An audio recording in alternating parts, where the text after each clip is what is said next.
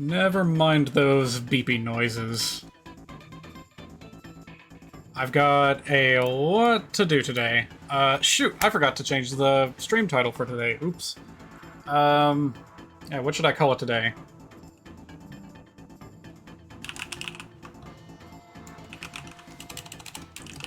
Tell you what, I'll just sum it up as exactly what it is that we're doing.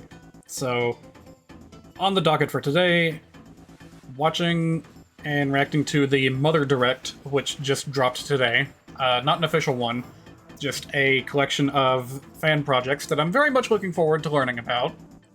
So we'll cover the Mother Direct, and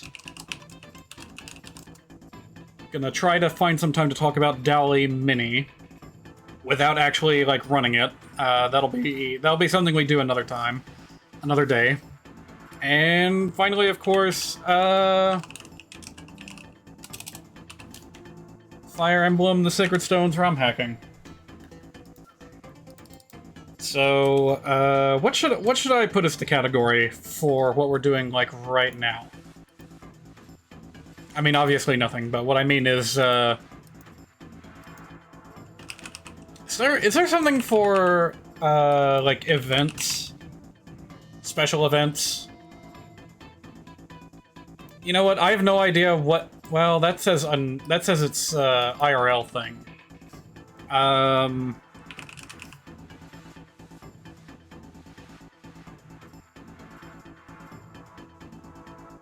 Sheesh, yeah, I don't know what to put in here. Is Mother 4 in the game list, even though it's not out yet? Yes, it is! Okay, in that case, we're gonna go with that. We're gonna say that we're looking at Mother 4, but in reality, we are going to be looking at things that do not yet exist. To my knowledge, and of course, this will be here in the background for when we're ready to get started with Fire Emblem. So, Mother Direct, I said that I was going to watch this in my own time and, you know, kind of just get a feel for it and recap it, but I never found the time for it, so I guess we'll just get into it now. I mean, it's gonna take an entire hour, considering both this and the interview with Toby Fox, which was posted immediately after this. Yeah, let's just get started. I'll figure out the... Whoa. I'll figure out the rest as we go. There he is, best boy. And also Ness. They got the style down perfect for, like, mimicking a Nintendo Direct. I'm already in love with this. Let's see where they go with this. Hey there, I'm Cody Nokolo, director of the Mother Forever website, and this is the... He even sounds like a... He even sounds like a Nintendo representative. 2022 Mother Direct, where we bring the latest Mother community projects directly to you. The Mother series... He's doing the gesture with the sprite animation. It's adorable. 33 years after it began. It's come a long way, and the first two games even had an... Should I show the chat replay? Nintendo Switch Online a few months ago. Well, it doesn't show side by side, so never mind. On Wii U, Shigesato Itoi said to Satoru Iwata, "Lately, I've been realizing more and more that if I never made Mother back then, there are many people now I'd have never met."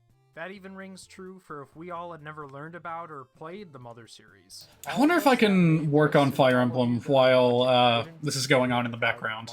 It really brought so many people together in special ways. I think that's what our website, so many other Mother-inspired projects, and this Mother Direct God, are all celebrating. every time I see a screenshot from Mother 64, Earthbound 64, how these games have connected all of us. I just get All the immediately projects wistful. you'll see today were inspired by the Mother series in big and small ways, from fan translations and fan games to completely... Honestly, I could, like, do a capture of this and just superimpose it over, Paradise Specials pulling in, so we over the better stream, but, yeah, whatever.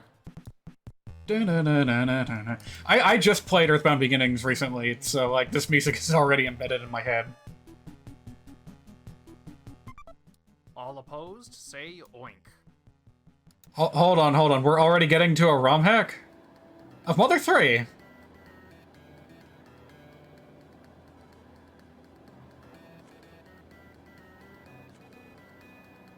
Is this gonna be like an origin story For the pig masks?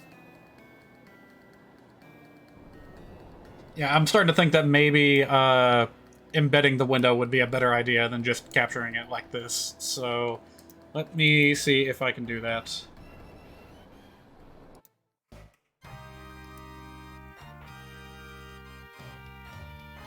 I should also pause this because you guys are missing out on some footage. All right, let me see here. So yeah, I can do this and then crop the window and just keep it on screen right about here. Meanwhile, let me try and figure out what it is that I'm going to be doing in the editor here.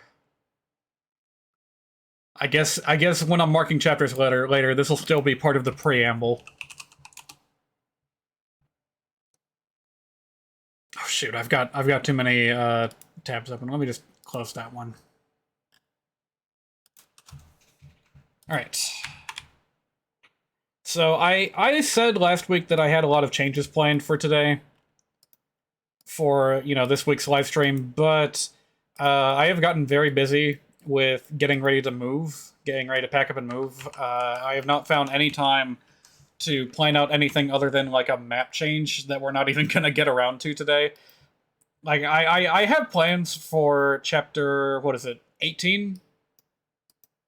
Yeah, chapter 18, the volcano map. I have plans to make that a bit more interesting, and I hope to get to that at some point or another, but for now, we're just going to be focusing on chapter 15, Scorched Sand. We've already done like edits for the map units and everything. All the items and such should be where they need to be. We can just go ahead and double check that. Where are the like location-based events? Oh, here we go. Range coordinates.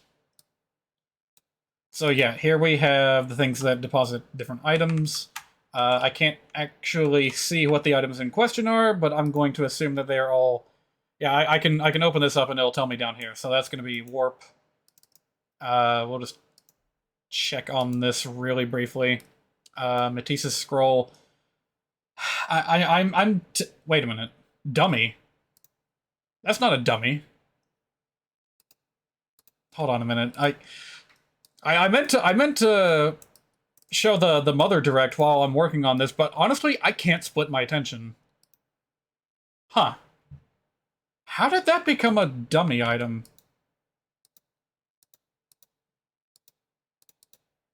Hmm.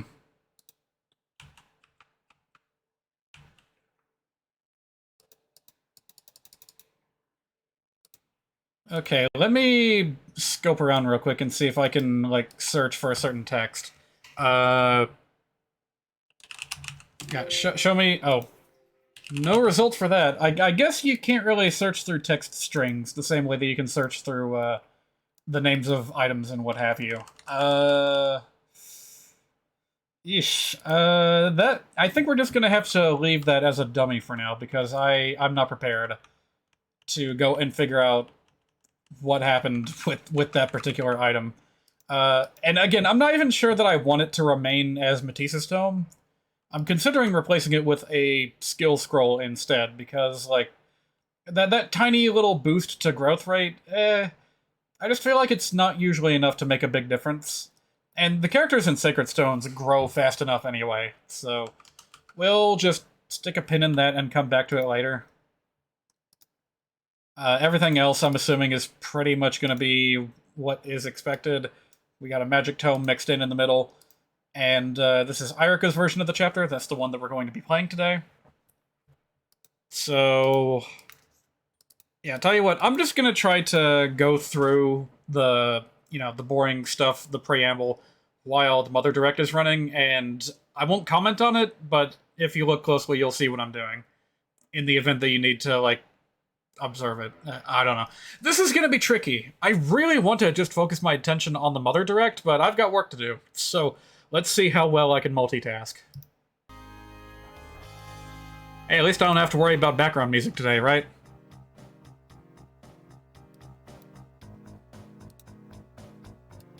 Oops.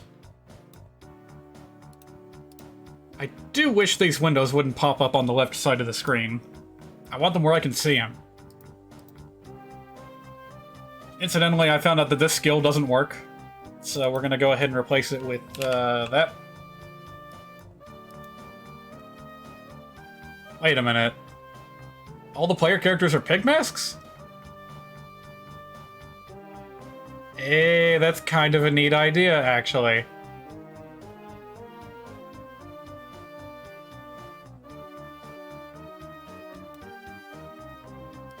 Let's see, I think I want to put a new stat booster on this thing. Something that just gives a bonus to luck. Maybe I can borrow it from Nidhogg or something. Whoa!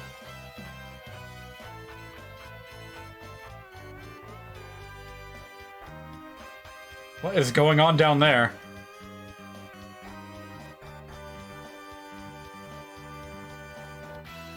Hang on, is this going to be like a retelling of the events of Mother 3 from a different perspective? Yes, it is!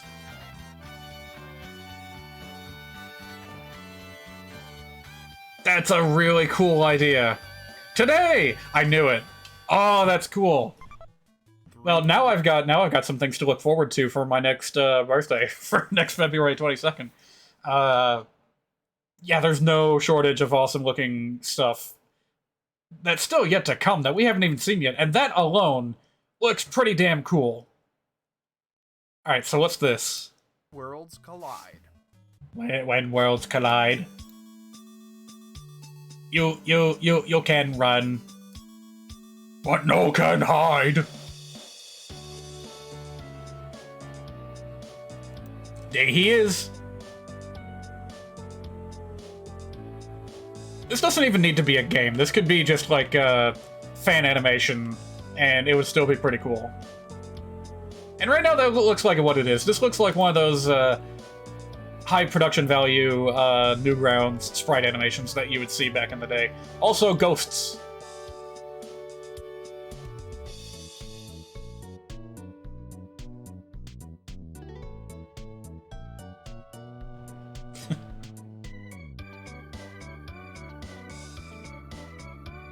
Whoa, where are you guys going? You just ran on that cloud. So is this going to be like an epilogue to every Mother game? Either as an animation or as like an experience? I wonder. Oh, poor kid. Hey, it's the man himself, Teddy.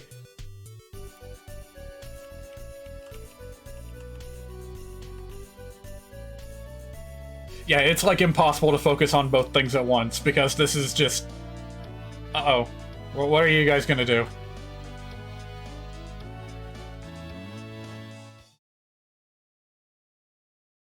Huh. Whoa, what? It's gonna be like a fighting game? Alright, hang on. Things just changed for the interesting. Yeah, this totally looks like it's gonna be a... Who the hell is that?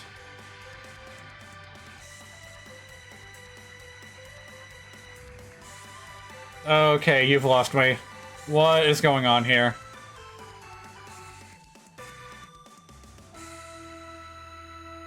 PSI Universe. Alright, I've never heard of that. Lucas versus Everything collab. Actually, hold on a minute. So is that a... Is that a game or is that like an animation project? Who knows? It definitely reminds me of like Super Mario Bros. Z from back in the day. Starmen aren't the only ones getting a massive upgrade. Welcome to the 2022 Mother Direct trailer for the newest version of Mother 2 Deluxe. I'm Messianic, the hack creator. Mother 2 Deluxe. Alright. Some of the more notable features for the next version. Some players of this hack have stated that it's too difficult for them, while still fewer have said, I want more of a challenge. I'm addressing both of these, with this, a difficulty selection feature, including a casual mode for more newer players. Alright, let's talk PSI. Pooh's getting 2 new PSI moves in this version. First is PK Ground from Mother 3, also Dimension Slip from the original Mother. Also some buffs to Hypnosis and PK Fire. Alright, sure. In general, and the levels that their learns are all being tweaked. There are all kinds of graphical changes in this next version, starting with the picture taking. Also the inclusion of a feature that I've been asked for many times, which is running. Just hold down the Y button and go to town. Okay, cool. Wait, what was that about pictures, though? Like, I saw the characters making a little, like, motion. So is this going to be like Mario and Luigi Superstar Saga, where you can, you know, press up, down, or left, or right to make a funny face? The picture taking. Also the inclusion... Yeah, there it is. Although, it doesn't look like there was any delay between the text box ending and the animation starting, so maybe they just do that automatically. Maybe it's dynamic. Maybe there's a new pose for every location, which would also be cool. Of a feature that I've been asked for many times, which is running. Just hold down the Y button and go to town. A massive feature is the inclusion of diagonal frames for all sprites, including NPCs and enemies. I didn't even notice that. Hold on a minute. Yeah. Ness's cap looks a little weird, but the and what's with Jeff's face? I'm gonna zoom this in a bit so you guys can see. What is Jeff doing? Why is he like exasperated in his running animation? There's the inclusion of diagonal. He's not like that in the... Oh, never mind. Yes, he is. Okay, so they did a lot of different kinds of changes. This is a project to make the Earthbound sprites a little bit more Mother 3ified. NPCs and enemies. I can respect that. Includes for all cutscenes. Speaking of which, 2 cutscenes that were deleted from Mother 2 during development are now put back in. Cutscenes now contain black caption bars that swoop in and out very conveniently, and all again, this is just an effort to make the game more like Mother 3. I don't think that's entirely necessary. I think that Earthbound does a lot on its own that it is just fine. In fact, I could argue that you could go in the reverse and, like, make changes to make Mother 3 more Earthbound-like, but that's just a matter of opinion. Actually animate now. Many cutscenes will also be enhanced by changing the animations to include their diagonal frames. Alright, here's some massive quality of life changes, starting with a special goods and the tools menu right from your main select. Where is the guard lance? And now you can look at Jeff's items. There it is. Unfortunately, I found that this skill also does not work as intended. Before you buy them, like especially so let me see here. If your inventory is full at the end of a battle and an enemy drops an item, you can. Yeah, I think I'm just gonna remove the skill and give it a flat stat bonus. Side turns into the new moon side, which is much bigger. Why, you may ask? To make some space for 3 new optional dungeons with all new items, enemies, and bosses. And hey, wait. Hold on a minute. Say that again. To the new item now, or use one from your inventory to make room. Now, side turns into the new moon side, which is much bigger. Why, you may ask? To make some space for 3 new optional dungeons with all new items, enemies, and bosses. And hey, wait, was that door there before? There's just so much in this new version. I jam-packed so much into this. Oh, hey, whoa, hold the fuck up. They're animating. The sprites are animating. We want animated battle sprites? And you're just gonna cut it off there. Okay. That's a pretty juicy bit of bait. Also, what is this? I don't like this preview thumbnail. I really don't. A dark shadow falls over a rural town.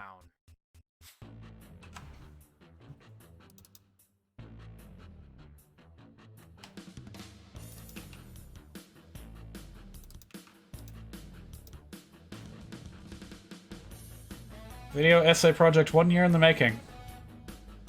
Alright, cool. Is it gonna be like the grand history of Mother?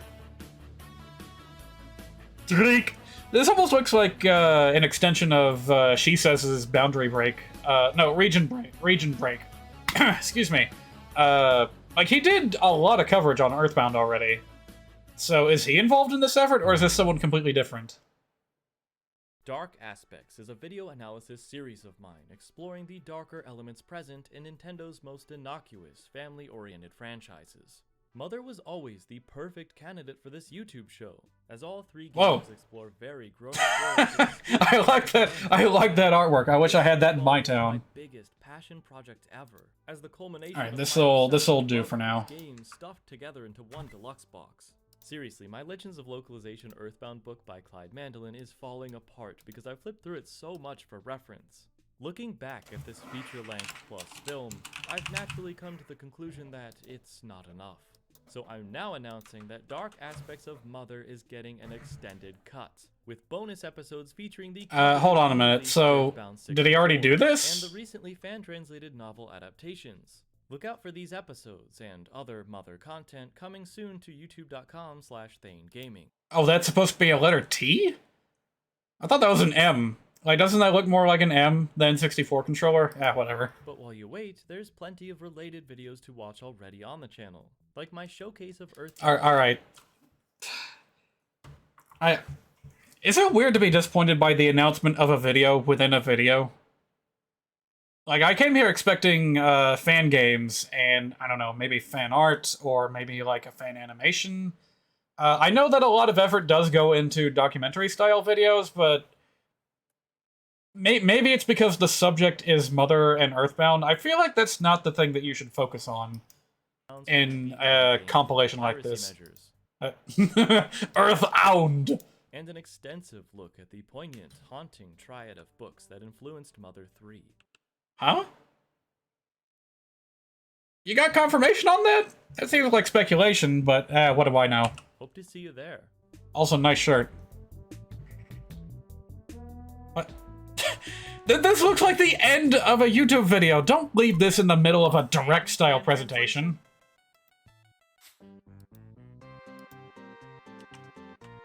Highway to Mars. Should I recognize this? Something about this seems familiar. Well, hey, something's coming for you Spanish language speakers, I assume. Unless this already happened and... Okay, I have no idea what's going on here.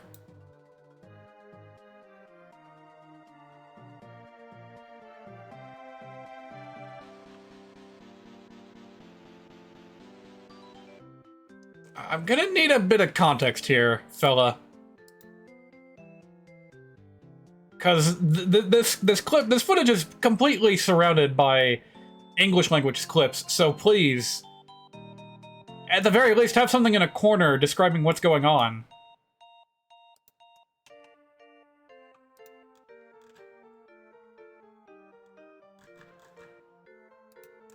Alright, there were two weapons that I failed to give the unbreakable status to. Those being Gleipnir and Excalibur. Don't know how I missed it.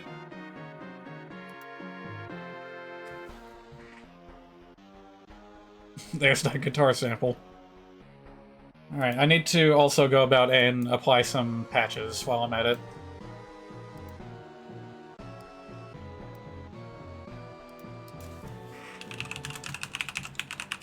So I guess this got reset after I installed a new build of skill systems, so all this over here got reset.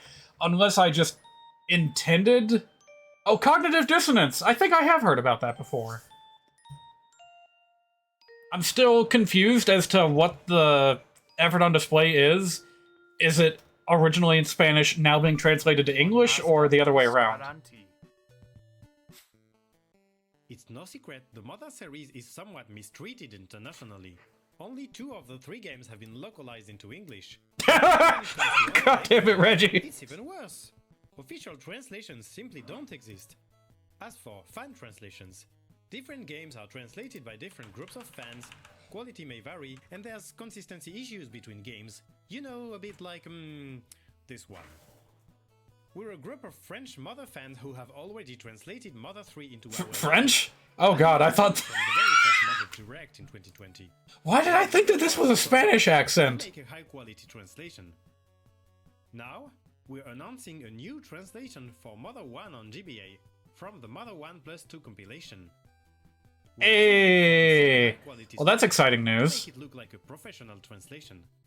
References like enemy names, items, iconic phrases are kept consistent between games.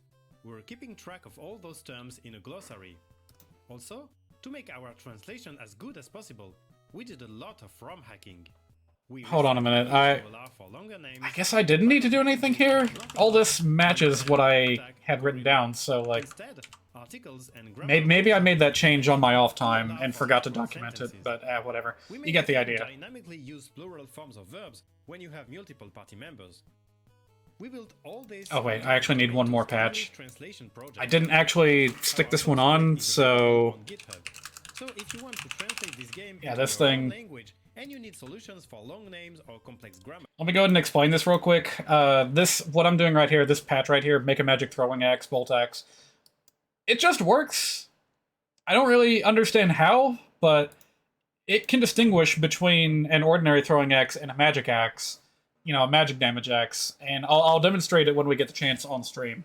But it'll let the boomerang motion complete before retracting going to the next step of the animation for a normal axe, and it'll skip it and just have the axe magically reappear if it's a magic one, because of the associated freeze bug with the spell animations. This is a very quick and dirty means of fixing this problem. If I was serious about this, I would go and make custom animations specifically for these these axes. I would perhaps even just completely change the animation for the throwing axe so that it does not come back. It just flies off screen, and then the character picks up a new one. So, yeah, this is not the ideal solution, but it fixes the bug, and that's all that I'm concerned with right now. Alright, continuing. feel free to use it. And if you need technical support for both Mother 1 and 3, by the way, feel free to contact us. We'll be willing to help. The Mother 1 French fan translation is available now at mother1vf.free.fr. Also, we're partnering with a team to make an NES version of it. That's all for us now. Thanks for watching. Alright, I need to add some things into here. All throughout Earthbound, you meet a lot of people, young, old, weird, and friendly. They're all unique and different. They probably I have need such interesting 8. lives, probably as complex as yours and mine. Have you ever stopped to think about that? Well, I've been thinking about the life of someone we've known for decades, but who barely gets talked about. Have you ever Am I stupid? Am I stupid? How did I get that messed up? Alright, whatever. Hi there, I'm Vince94, and I've worked Hi, Vince94, how you doing? a Mother remake soundtrack, which is still ongoing, a multi-year cave story musical arrangement project that I did to force myself to learn OpenMPT, the last PK Hack panel at Camp Fangamer. So this fella's a musician. Alright. Along the way. Hey! I've been developing a ROMhack that explores the adventures of this peculiar man when he was a young student at the Snowwood boarding school. Included in this hack are new So what, this is like music covers by a guy that does music trying his hand at a ROMhack? I mean, I guess that's what I am. 25th anniversary hack, and sprites by Sharb, Gabby, Willow, and pretty much anyone else in PK Hack who'd like to chip in the future. This hack was originally just going to be a proof of concept, something small and finishable that I could make to teach myself the ins and outs. Well, that's kind of what I'm doing here. I relate to this fella quite a bit, but I'm pausing to explain what I'm doing here. This ranged attack editor thing is necessary in order to play the, ranged attack animation, even if you're attacking at close range. I think that that's a lot more interesting for, magic weapons, and we also needed to do that for the short axe. So I went ahead and did that. Of hacking, which is something that I highly recommend doing. It's stayed relatively small, but the scope has gotten a bit bigger over the years, and I've had a lot of other stuff to work on too. Other things I've been working on include stuff to help make EBMUZ a viable SNES tracker, including tutorials. Hold the fuck up, that's kind of important. Include stuff to help make EBMUZ a viable SNES tracker. EBMUZ into a viable SNES tracker. Okay, I've never used that before, but a SNES tracker is kind of a big deal. We've had Pema Tracker for so long, but no equivalent project matching that scope has ever been completed for Super Nintendo, to my knowledge. So, good luck to you, kid. I really hope that you succeed. Including tutorials and tools to help people import custom instruments. Yes! And things in real life, like photography, not a big surprise there. Huh? IRL music stuff. Oh, this is just other things that this person is working on. So part-time jobs and grad school. That's probably pretty important. Okay, let's stay on topic here, buddy. This is a Mother Direct, not your personal portfolio. Fun. But I have a NeoCity site. Oh my god! I'll be posting updates and songs from the game to my YouTube channel and Patreon, so please be sure to check those out. Thank you. I won't, but thanks anyway. Mother Direct this year.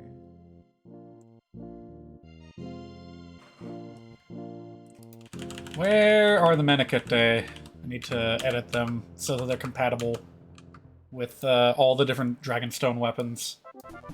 Ba-ba-da-ba-ba-ba. Passengers, this is Conductor Eclipse. Giving you an update on our translation patching application, Mother International. It can patch your Mother ROM into any language instantaneously. Nice. It can even include the translations you just saw after they release. And this is Honored. Have you heard of Mother Forever's Mother 3 music pack? I ripped every music track and sound effect from Mother 3 to include it in the highest possible quality. Find it along with every past Mother 3 rip and Mother International on our website. I think I've seen that before. Links to all the other projects featured today. Next up, Mother-like Indies.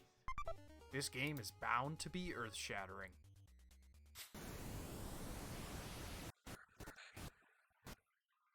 Beam! Naked people.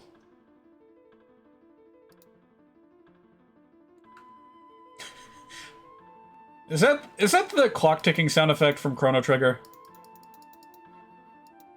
Nah, it's just the same rhythm. Bombs?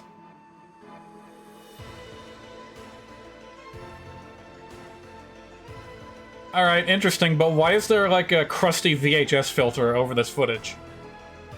Ooh, what's that? That movement system looked kind of interesting.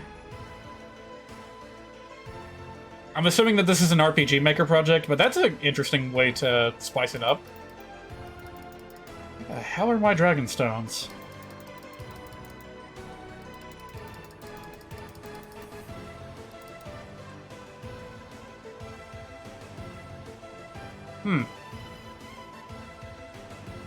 This game can't quite decide whether it wants to go for an 8-bit or a 16-bit aesthetic.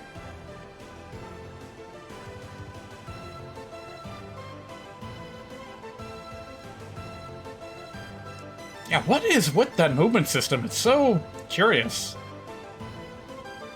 I don't know what was up with that magical mixtape thing, but it looked interesting. Man, even the logo resembles Chrono Trigger a little bit. Which, you know, fair enough, but, is there, like, another layer of text superimposed over the logo?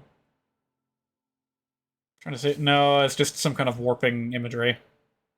Alright, cool. Alright, don't play around with this too much. I only have so much attention span. Huh?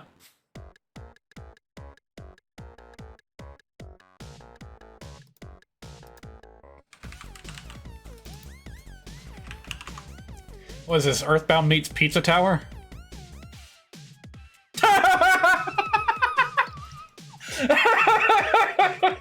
Like, yick, but better. Yeah,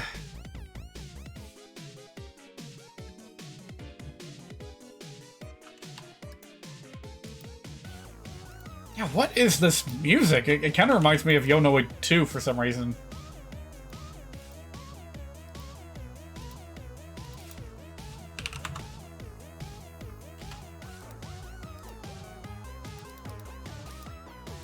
There we go.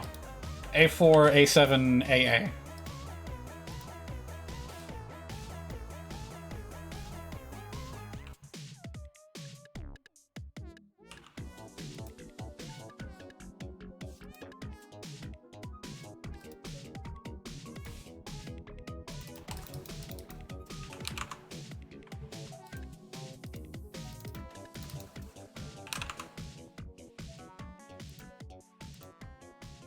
I don't think I need to do this, but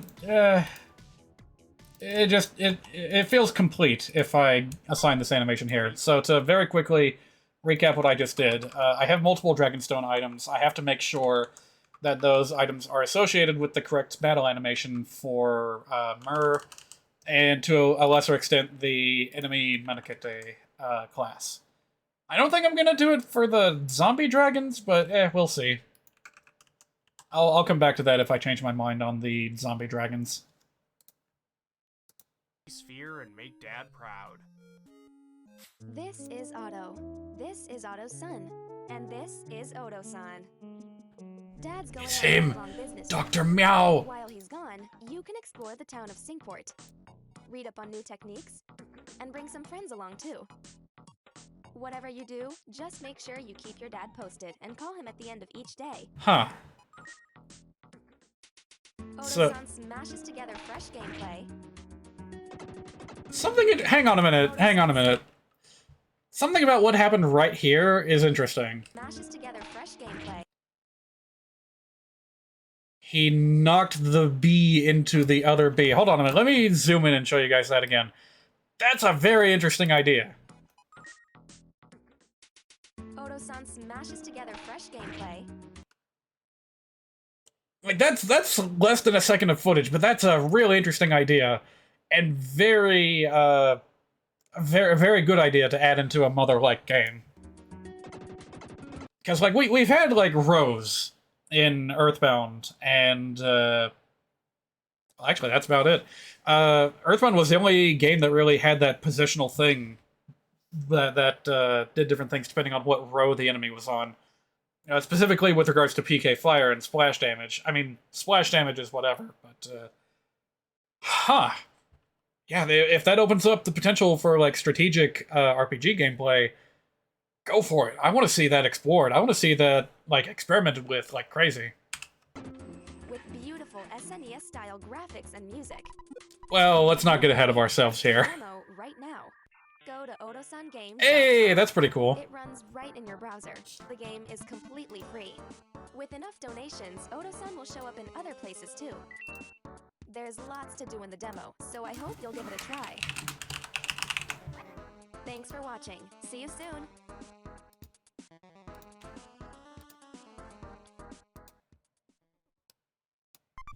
Open up your murder eyes to this game. Murder Eyes?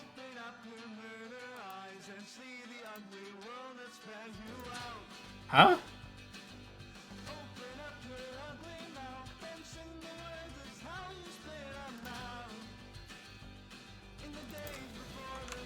I have no idea what's going on here.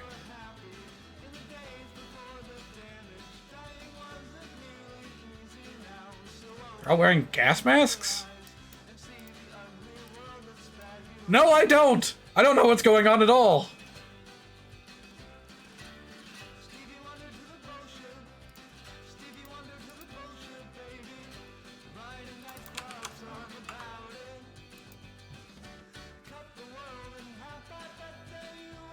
How powerful do I want to make this thing? Let's make it about as good as the Horse Slayer. Let's see, we'll make it like 970. Or 80.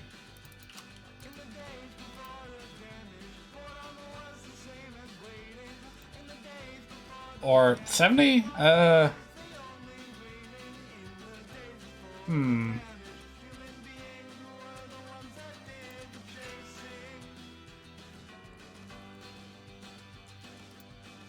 How do I want to balance this?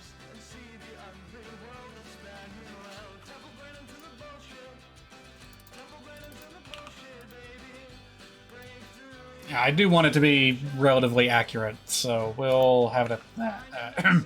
Have it at that.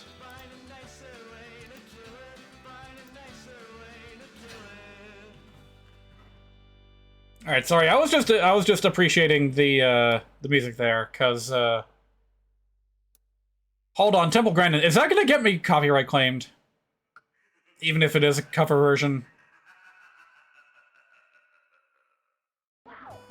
Attention passengers, this is Snake Shroom, and I have another announcement. After being inspired by the Hobonichi Mother Project's Mother Survey 2020, Oh yeah, I remember that. we launched our own Mother Forever survey. Take the survey after the direct and we'll share our results at the end of the summer. And this is Echoes. Coming up next, indies that definitely feel like Mother likes, but with gameplay or something else that's a little different from what you'd expect. We're calling these indies Mother-like and Other-like. Is that what it says down there? Your next trip with Okay. this game. Hey, I see an anthropomorphic bug. Claustros. And a system as beautiful and unique as ours, it's only natural to want to sail the stars and visit our numerous planets.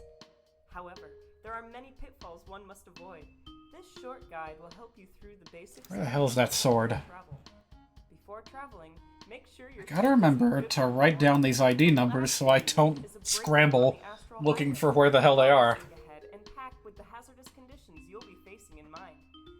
Some domains are perfectly peaceful, but some have snowy mountains, dense jungles, and dangerous wildlife. Make sure your ship and your stomach have plenty of fuel to get you where you need to go.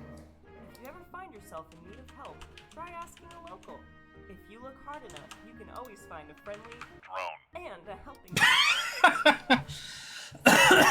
Alright, here's what I'm going to be doing for the next so and so many minutes. Leadership stars. Apparently, were not fully implemented in skill systems. There's a few of them, sure, but they're not universal. Like, it looks like they applied them to a couple of the bosses, but not all of them. And that doesn't seem quite right to me, so I'm going to go ahead and expand this list. I don't know how many slots I'm going to need just yet, but I'm going to just go through a list of units and pick out ones that seem like they deserve a star or two. Probably shouldn't go higher than 2. Except for, like, really important boss enemies.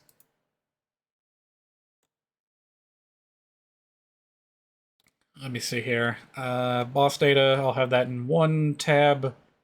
And then regular units I will have another tab. Okay.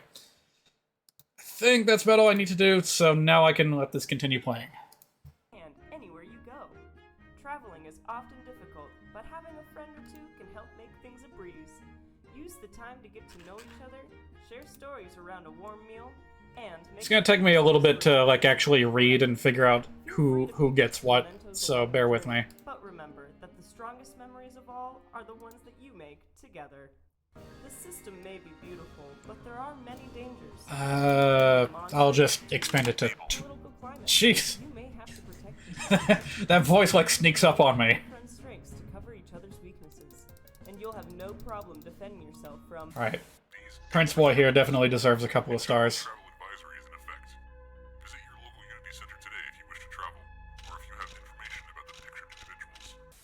Now that you understand the basics, you're just one step away from hopping planets like a pro. There are many wonders just waiting to be explored. Grab some friends, fire up your ship, and plan your trip today. Remember, the system is hers.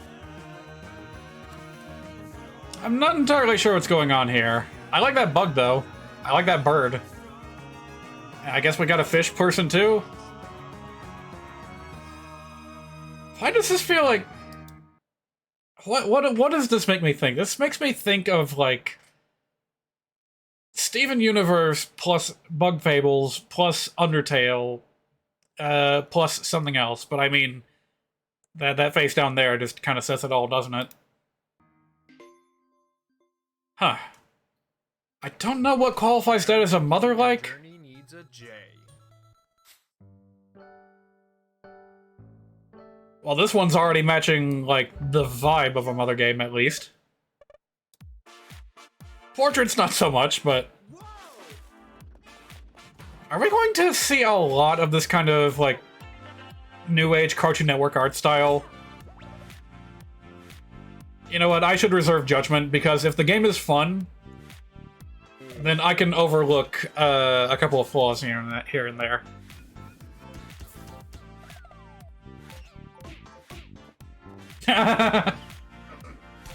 If they know how to have fun, and that looked pretty fun. Holy shit, that looked like a Mario and Luigi tag team move. I love those. Mario and Luigi, Bug Fables did that too. Castlevania, Symphony of Joe and Zack.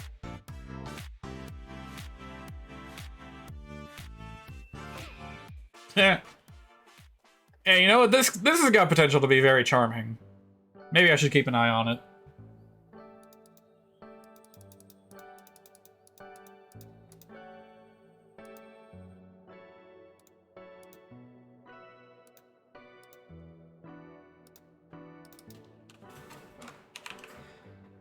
Cricket, just a really peculiar game. I'm gonna go ahead and give Dussel a star because he's like a veteran general. I think he deserves it. He should be on par with Grado's generals, so yeah, he definitely deserves one. 3 demons versus 2 tails? They're mimicking the style of a Nintendo Direct a little bit too well, because I kind of hate that, like, tone of voice with, like, I want to call it a fake question. I don't know why I want to phrase it like that, but it's like, and this game? Question mark? With feature? Question mark? And they say nothing else about it? I don't know. It's kind of interesting, though. 2D mixed with 3D.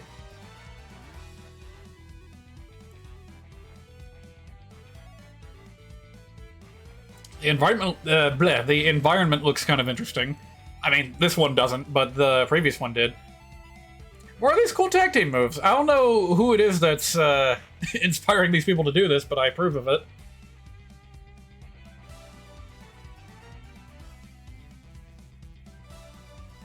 What? What do you mean you can play Star Fox 64?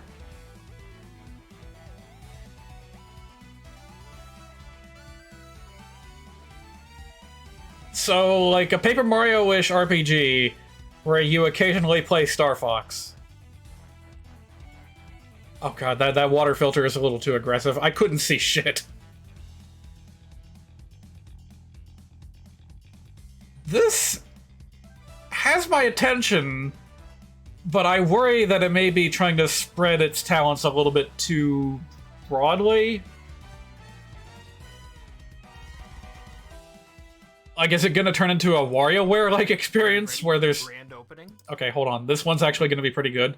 But, what the hell was I trying to say there? I've thrown off my own train of thought. Maybe if I rewind, I'll jog it. Yeah, I worry that it may turn into, like, a WarioWare-ish experience where every level is, like, a new gameplay genre. I mean, it could work, but it's a dangerous thing for, like, new developers to try and do. It'll result in, like, if they're not prepared for it, if they don't, like, hire the right people, then it's gonna result in just a complete mess where nothing feels polished to the degree that it should be. I mean, I'm calling out amateur developers here, but even experienced developers run into that trouble. Even up to the level of, like, Nintendo and Super Mario Odyssey, people were complaining that some of the captures didn't feel... Like, some of them just straight up felt terrible to control because they didn't spend enough time, they didn't put enough emphasis on all these different things that they were trying to implement, and as such, some of them felt terrible, while some of them felt like a dream to control. So I hope that that does not happen here, but I suspect that it will. Are you ready for the grand opening? Are you ready? Yeah, we're waiting for the CD to spin. So this is no delivery, right? Or like a sequel to it? Sorry, we're open, no returns. Definitely from the same developers. Procedurally generated, huh? Did I read that right? No sex, please. We're British.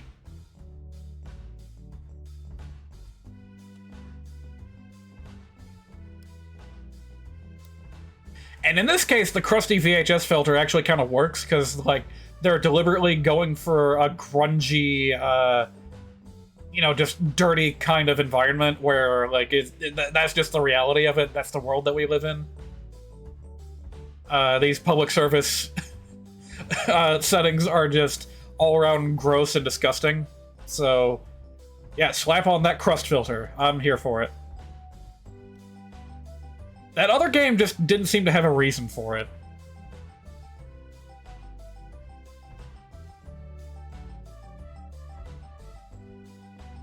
I know this doesn't look very impressive, but from what I've seen from the Vinesauce streams of No Delivery and similar games, it turns out to be surprisingly fun as, like, kind of a roguelike experience. And of course, the hook that whoa, the hook that keeps you going is the dark, weird undertones where you're never quite sure what's going on. Like, what the hell's wrong with this? with this establishment. And you want to keep poking to find out. Like, it's a bile fascination. You want to see more, despite how disgusting it is. Art style on this one looks pretty cool. But I'm gonna zoom this out a bit so I can focus. All copies of Lion will need at least 1 or 2 leadership stars.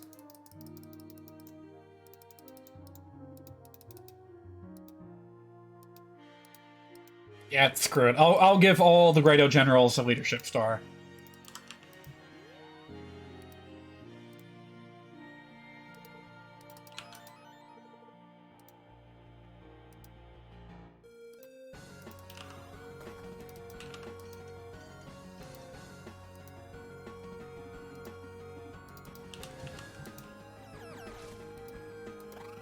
Shoot, I'm already out of data. Gotta keep on expanding.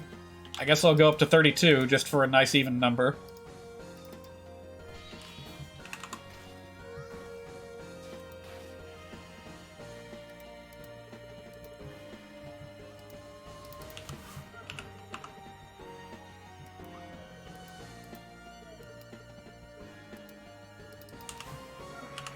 I haven't been paying attention to this trailer.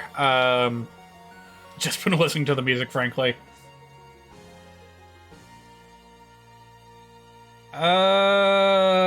Alright. Nothing really stood out to me, but it's fine. Welcome to Magicant. These last indies definitely feel as weird as Magicant, and all the strangest parts of Mother. They are Mother-like from Magicant. No crying until becoming God. Huh? Mother-like from Magicant? That's an entire category? Why? Couldn't this just be roped in with the others? Maybe this is for more weird entries. I mean, all of these are weird. It wouldn't belong in this direct if it wasn't weird.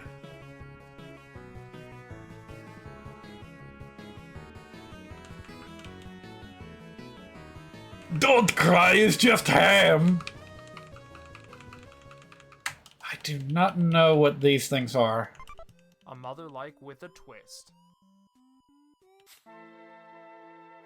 Hand-drawn... Whoa, hold on a minute. What's this gonna look like? Oh god, that is a crusty father. This could be almost Amori-like, if it wants to be.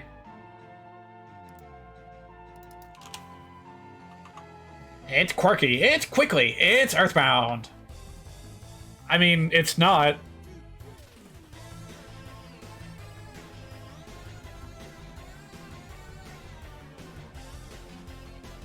But yeah, RPG Maker games with a distinct visual style tend to go pretty well. Thinking of Hylix in particular. And I guess Amori counts too. Was that an RPG Maker game? Who knows.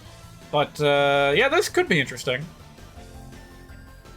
Play as Oswald, the lucky rabbit boy. Okay, the text is getting a little bit difficult to read.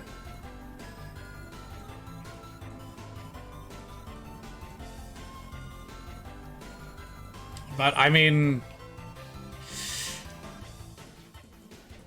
you gotta have at least a little something beyond just the art style. Like, the art style itself can't be the only hook. With Hylix, it had, like, surrealism going for it. Just an all-around imperceptible vibe to it. It didn't try to be anything logical. It was just complete... Like, it was designed. It was expertly designed to be incomprehensible with, like, a text cipher. Blah, blah, blah. Let's see what this is.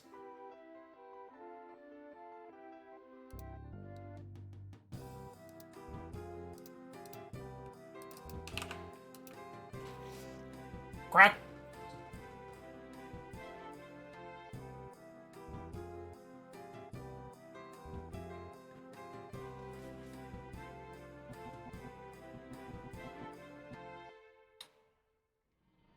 Yeah, nothing's really gripping me with this one either, although that void of corruption is definitely a hook in and of itself.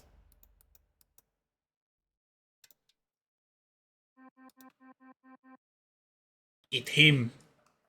Goose. Oops.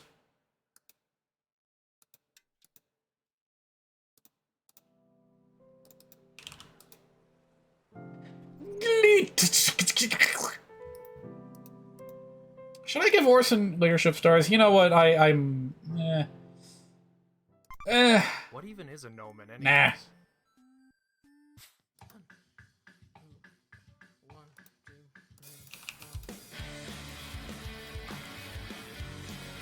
Oh, so this is in the past then. Why does... hold on a minute. Actually, let me... That bothers me for some reason. It's an unknown date, but it's in the past. Like, that kind of works for a game set in the prospective future, but this is not the case. Also, that guitar is a little bit loud. Not gonna lie.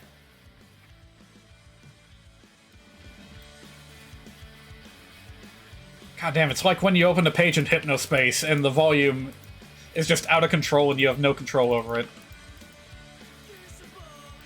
Oh, Jesus, how many Volters are there? Okay, whenever I hear lyrics, I panic, so that gets shut off. Alright, hold on a minute. Basba, Tsar, Navala. Yeah, what was the last boss in this list that got leadership points? Sorry I had to mute that, but, I don't trust songs with lyrics anymore. I'm sorry, I just don't.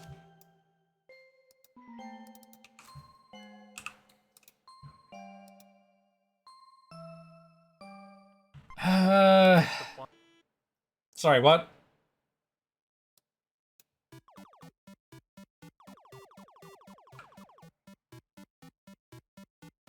I get what they're doing, but they kicked off a little bit too quickly, so I'm less disoriented and more just completely lost.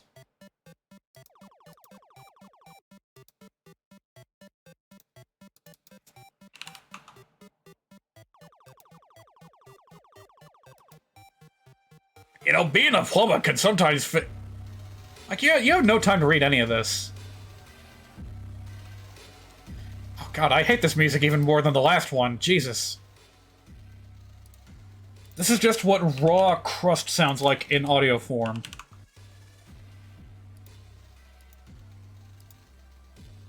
I need more data slots. I probably should have planned this out ahead of time, but... Where does the time go?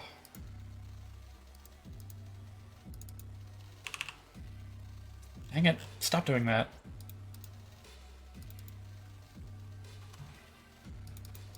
Man, this music just keeps on going, doesn't it?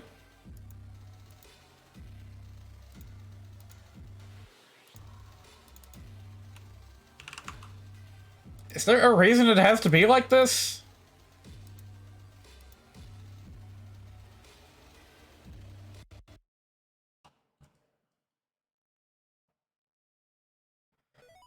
It's over. There were so many awesome projects. We're almost at the end now, but... What was... Mushy mushy. They'll have to wait right now. I have something special to showcase before our last few projects.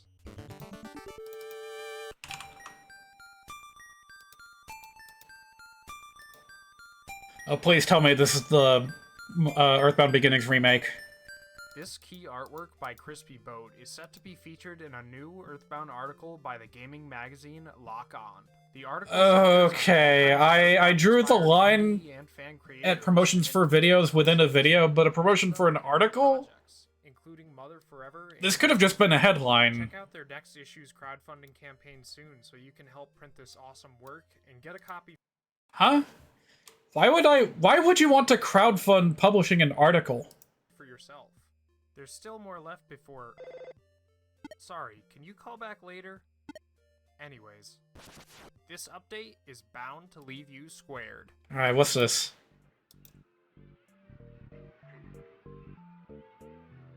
Welcome to the world of Mother Squared. Sorry, can you speak up a bit?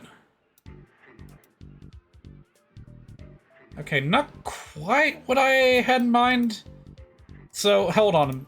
If I'm reading this correct, this is a feature of both a an enhancement ROMhack for Earthbound, and, like, a remake fan game? Is that what this is? For God's sake, remake Earthbound Beginnings! Don't jump straight to the 16-bit one. I mean, it looks alright. I just don't think that Earthbound really needs to be remade. Now with even more style. Careful how you use that word. Faster equipment management, and more. Okay, that's significant. Equipment management, and more. Again, it's the itty-bitty little snippets that pique my interest, because those are raw forms of gameplay expression that have large implications despite how briefly they're shown. So, a rhythm system in Earthbound. Sure, let's see how that works out. Wait. Why are there enemies from Earthbound Beginnings and Mother 3? What's going on here? Ow. Come follow us for the latest updates.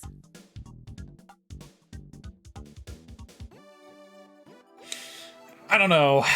Given what happened to Mother 4, I'm not ready to pledge my confidence to a project like that.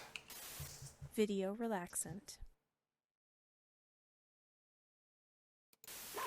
We're almost at the end of the end now, but there's one more thing I want to mention before our last projects. Right after this direct, If it's anything like a Nintendo Direct, premiering an interview with a familiar mother-like. it's gonna be, Let me introduce him with one of his answers. How did you first discover Starmen.net? I discovered it using something called Google. Huh? Because I was a child, my impression... Hold up. That's not the interview clip, is it?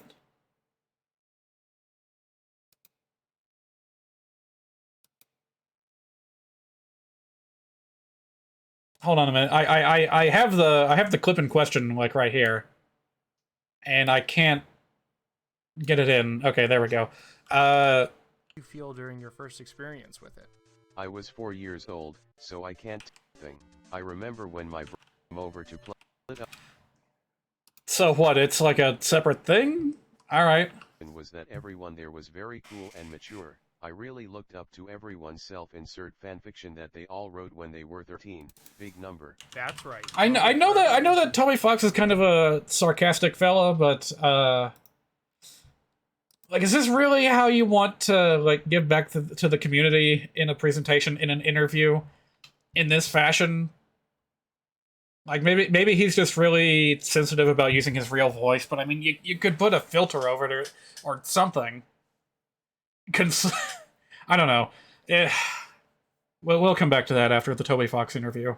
Viewed Undertale and Deltarune creator Toby Fox, and he had some awesome answers to questions about his first time playing Mother, his thoughts on Mother 64, his meeting with Shigesato Itoi, and way more. Like I said, it'll be premiering right after the direct on this channel, so don't miss it and check out all the projects you saw here today in the meantime. Be sure to subscribe for more videos this year because we'll look and subscribe. Creators of Don't forget indie games like Jimmy and the Pulsating Mass, Lisa the Painful, and Citizens of Earth. And we'll be posting more news updates and other. Yeah, I've heard of a few of those. I actually own a copy of a few of them. All right. Hello? Wait, what? Give me a minute. Sorry, I've really gotta go. This was Cody Nokolo, and thanks again for watching. Maybe the best way to end this is with an encore. An encore of what?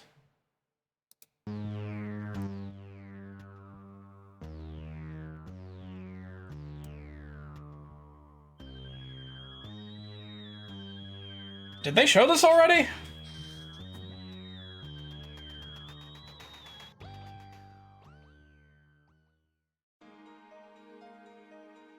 I'm confused.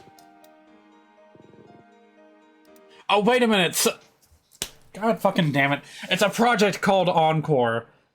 It's a project called Encore based off of Earthbound Beginnings. It is not, in fact, a repeat of things that we saw during this presentation. I could have phrased that a little bit more clearly, but let's continue.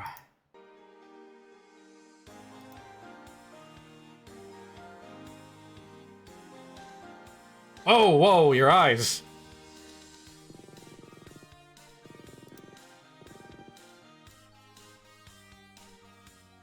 Oh, she's got her hat back.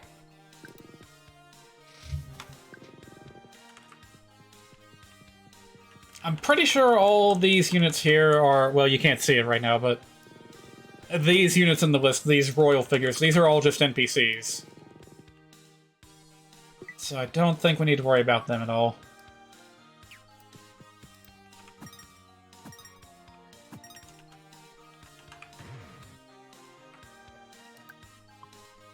Ha! Ha! I could give something to Mansell. Maybe give those poor saps in Rouston a fighting chance. Alright, that's enough for that. What was that? Whoa! I saw Lloyd, like, hold something up. So this is like a whole new thing, isn't it? Those on-the-map mechanics are, like, completely original to this project.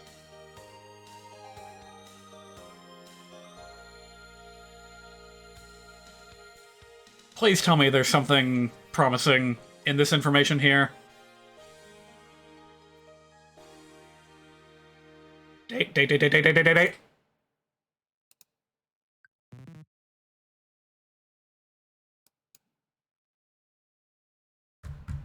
I'm not the only one, by the way.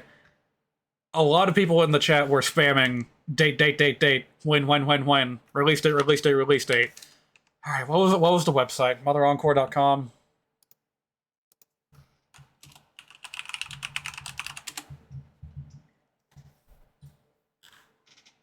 Okay, take me to the About page, because we've all been kind of burned by what happened with Mother 4. Originally beginning as the 30th Anniversary Collection, it expanded. It started development in RPG Maker, rebuilt in Godot. It'll be open source? No kidding. But that's it. That's all we know. So don't get too excited about it. Sorry to say.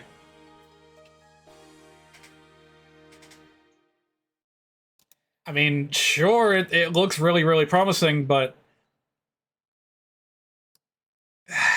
I just can't help but think of Mother 4 and how much prospective gameplay they showed from that project and what became of it. You know? It just makes me so sad to think about it. I don't want to see that happen. What?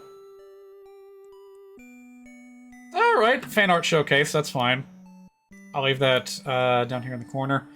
Yeah, Mother fan artists have always been really, really creative.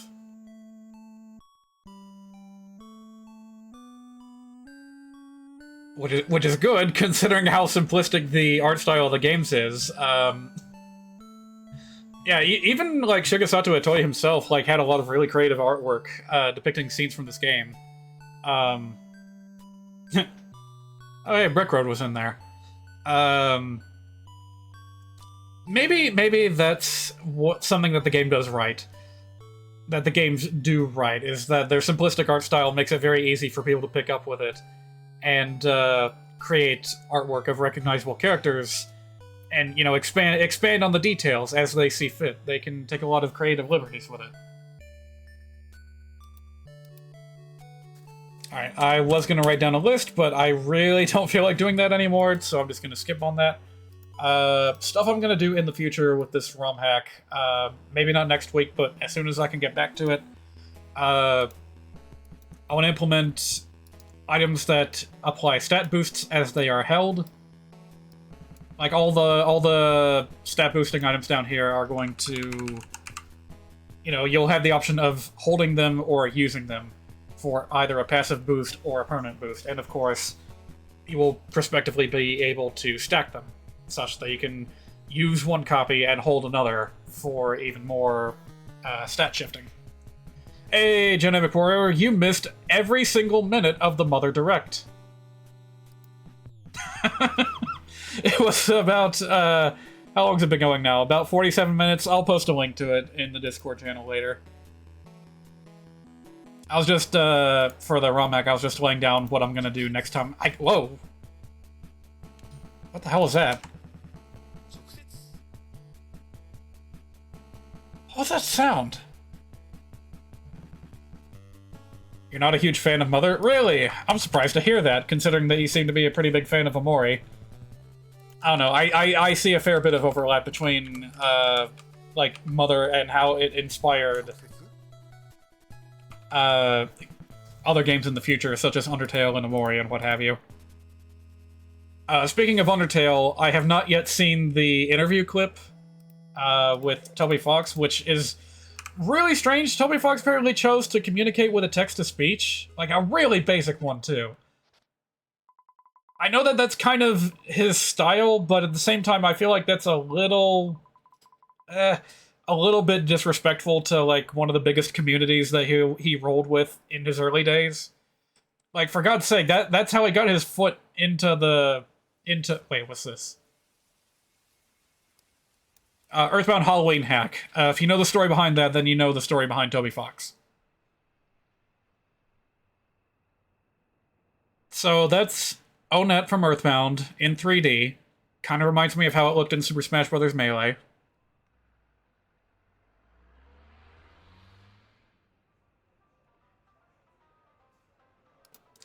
If they propose a fan game with the number 64 attached to it, I'm gonna call bullshit, because there's no N64 game that looks as good as this. You actually don't like Omori because of a certain plot twist, you just like talking about the game. Alright, interesting. I guess I'm a little bit like that too, with certain franchises. I like talking about them more than actually watching them.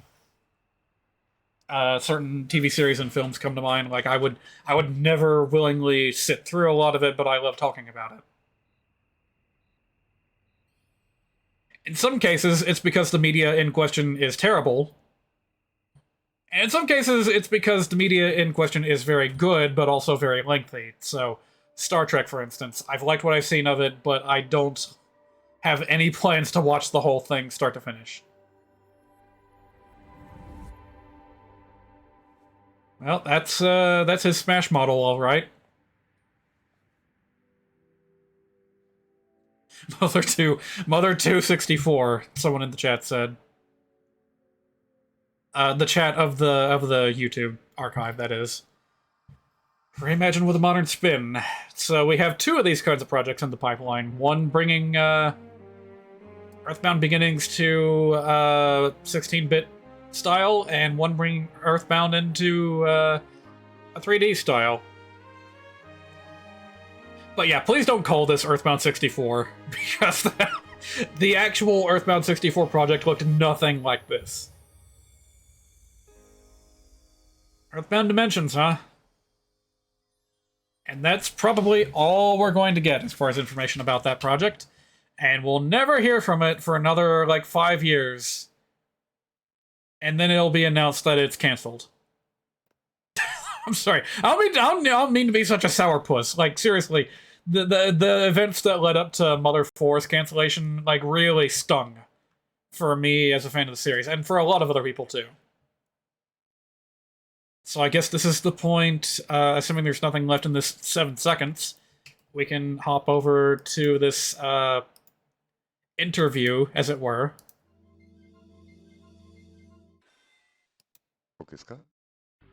Hey there, this is the webmaster of Mother Forever, Cody Nokolo. The year is 2022, and the Mother series seems to have officially ended as a trilogy. What happens next? Well, Shigesato Itoi already gave us that answer, right? Mother 4 is... Yeah, pretty much. Mother, including all the games that are created under that Mother influence. Undertale is one of those games, and its creator, Toby Fox, often interacted with the... I'm not going to do anything else in the editor, because this clip's only like 4 minutes. So as soon as this is done, we're going to start playing Sacred Stones. And built on them in countless of its own ways. You can't really hear him? Okay. Influence from the series, like in the game's battle system. I remember... granted, I haven't really been paying that much attention to what's being said in the presentation up to this point. I'll turn the volume up as high as it'll go for this clip, because I don't really have anything to say to interject with. So we'll just hear this guy out. What convinced me to play the game was watching Toriel's battle online back in 2015 and thinking, whoa, this is like the final battles from Mother. I had the opportunity to speak to Toby about his experience with the Mother games before and after making Undertale. This is the first of a few interviews I'll be having with Mother-like indie developers this summer. I hope you enjoy. So, Toby, where did you first discover the Mother series, and how did you feel during your first experience with it? I was 4 years old, so I can't tell you what my first experience was. My brother got the game for his birthday or something. I remember when my brother got to the last boss, a girl from school that was my brother's friend suddenly came over to play, so I ran to the front door and told her he's on the last boss. Her eyes lit up and she said, "In Super Mario World?" And I said, "No, Earthbound." Her eyes sunk, though when she heard the rock music from the battle's first phase, she said it sounded like the last boss of Super Mario World. She only liked Super Mario World. Do you have a favorite game in the series, and why? I love them all for different reasons. Earthbound is probably my favorite because it's easiest to replay. What are Yeah, some I of agree your with that. favorite characters, songs, locations, and moments from the series? I can't really pick. The thing that makes the series wonderful is that you meet so many different types of people and situations. It feels like an emotional road trip. It's about the contrast between the jokes and the serious moments, and how it all adds up. I really like the last battle of all 3 games. How did you discover Starman.net, and what was your first impression of its community? I discovered it using something called Google. Because I was a child, my impression was that everyone there was very cool and mature. I really looked up to everyone's self-insert fanfiction that they all wrote. How sarcastic is he being? Big number. What were your favorite experiences you've had with the Mother community? Camp Fan Gamer was amazing, truly a wild one-of-a-kind experience. Amazing to see the craziness, creativity, and passion of the Earthbound fandom explode into reality. Our website and members of its community have been discovering many previously lost pictures and information about the N64 version of Mother 3 recently. Do you have any strong opinions or other thoughts on that version of the game? I would love to see more information about it if it were ever revealed. I'm also very curious about it, especially to know anywhere the music differed from the final game. I'm glad that we received the Mother 3 that we received in 2D though. Masahiro Sakurai tweeted pictures of Ness and more recently Lucas with the Sans Mii Fighter before. Did you and Sakurai-san talk much about Mother when you met each other? Not really. I think those pictures are hilarious though. And one more question. Was there anything in particular you wanted to ask Shigesato Itoi about when you were able to sit down and meet with him? And what were the most fun parts of that conversation for you? I actually wanted to see if he had any interest in seeing another game in the Mother series, even if someone made it without him, because if so, I would gladly give it my all to help out any way that I could. However, he seemed really happy with the success of Mother-inspired games like Undertale, and told me something like, "Hey, you should make Undertale too." So in the end I never asked about that, and personally, meeting him made me realize that no one else could make Mother 4 anyway. I mentioned this before, but I loved when he looked at the Undertale art book and said, "This reminds me of Edward Scissorhands." Thank you, Toby, and thanks for listening What? to You this lost me. What? If you enjoyed it, subscribe to hear more Mother-like indie interviews this summer. I'm also planning for Mother videos like news updates, discussions, deep dives, and more. This has been Mother Forever, and I'm Cody Nokolo. Potential. Oh, right, that's a thing that the Mr. Saturns say. that's gonna get lost on a lot of people, I think. Yeah, what was that last bit about Edward Scissorhands? Me realized that no one else could make Mother 4 anyway. I mentioned this Edward but I loved when he looked at the Undertale art book and said, "This reminds me of Edward Scissorhands." Wait, so Shigesato said that about the art book of Undertale? That no one else ever asked of something like happy with the give it my actually Down and meet. Anything in particular you wanted to ask Shigesato Itoi about when you were able to sit down and meet with him? And Oh, so he's actually talked with Shigesato Itoi. Interesting. Alright. Well, I think that's about all that I am going to show of that. We're ready to begin with the game, as it were. Dear God, I like, Nintendo seems decently buddy-buddy with Toby Fox. I sincerely hope that they look at what the fans have done with that presentation and hear what Toby Fox said about Mother 64, Earthbound 64, whatever, and they decide to release some information about it. Best case scenario, just show us everything that was completed in that game. Because we have all been so curious year after year to see what happened with that project. There is some footage out there. I have seen it, but, you know, I want to see more. I want to see it get the full-on leak treatment, and I know Nintendo's never going to do that, but, where is my GBA window? Here we go.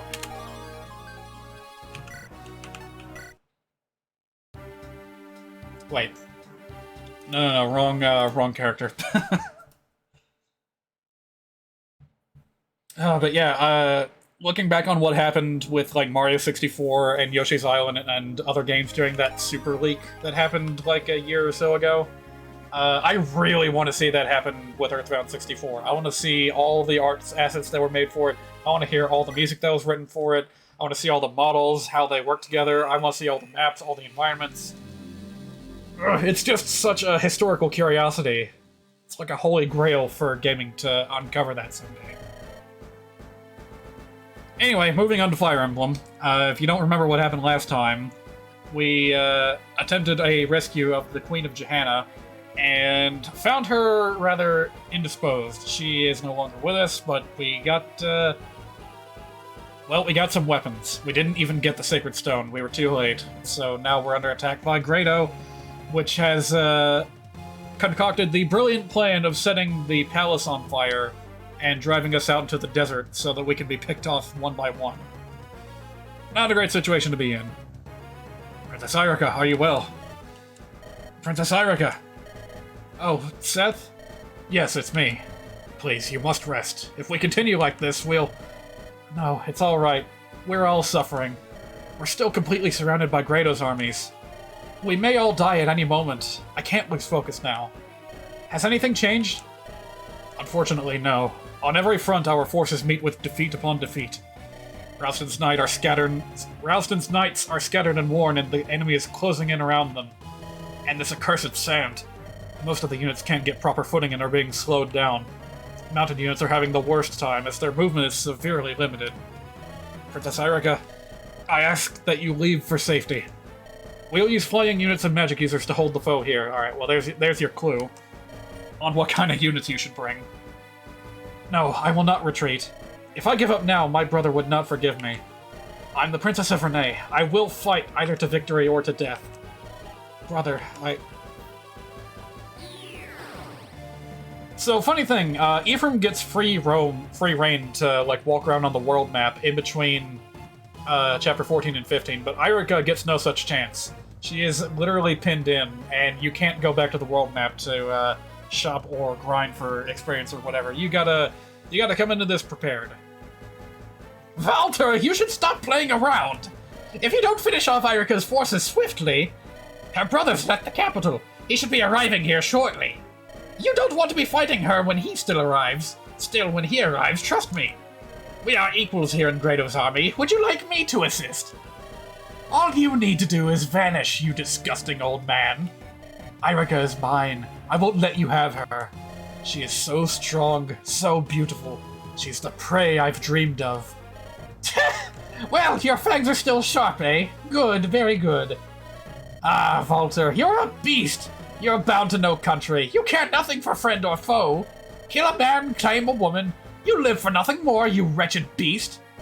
That's your strength. That's what makes you stronger than any man alive. A beast acts without remorse. Man's morality cannot win. It's nature's way. The stage is all yours, Walter. Do not fail to get the girl's bracelet. Our master demands it. The time is nigh, Irika. Come to me. Oh yeah, another interesting tidbit. If you're playing on Ephraim's route, you get a bit of dialogue from Kalek instead. They are both on this map. Kalek in the northwest and Walter in the southeast. Both of them have to be taken out. We also got surprising Joshua lore. Yep, and I'm gonna try to deploy him.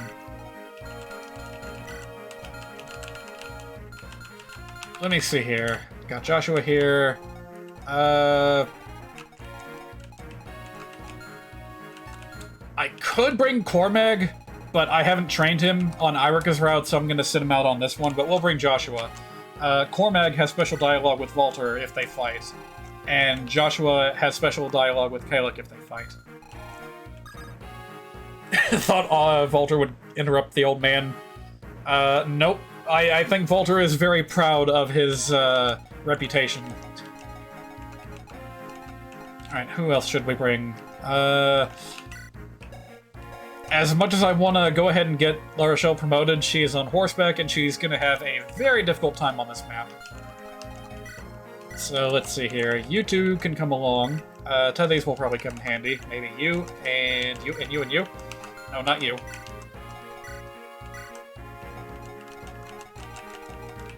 And Renak. Well, that's a full team. Does that cover all my bases?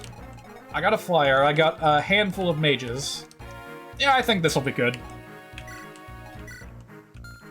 Is this the second to last or last chapter for Irika? Oh, no. No, not at all. This is... I'm going to be continuing with Irika from this point forward, and there are about 20 chapters in this game. What number is this again? Chapter 15? Now, I know that doesn't sound like a lot. 21 chapters total, but there is a lengthy post-game, and even though it's not really got anything in the way of story content, there will be plenty of time for us to grow our units further, and continue with, you know, like little challenge maps.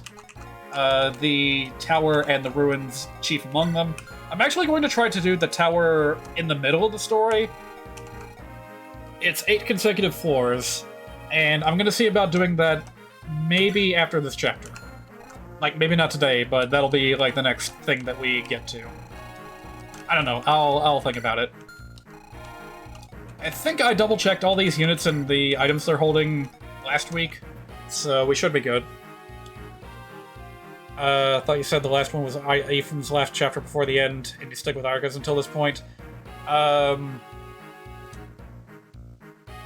Yes, actually,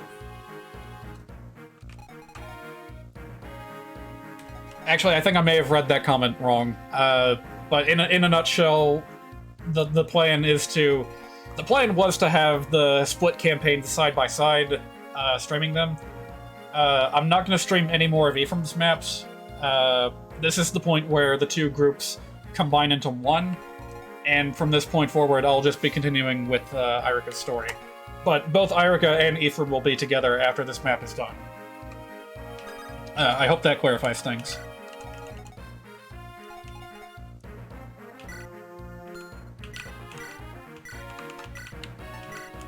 Actually, I don't need this. There's no secret shop on this chapter, so don't need to worry about that. In fact, go ahead and just keep your inventory open, because we're going to be picking up a lot of items in the sand. I would deploy Ross, but unfortunately, he's about to hit max level, and I don't have the item I need to promote him. Wait, do I?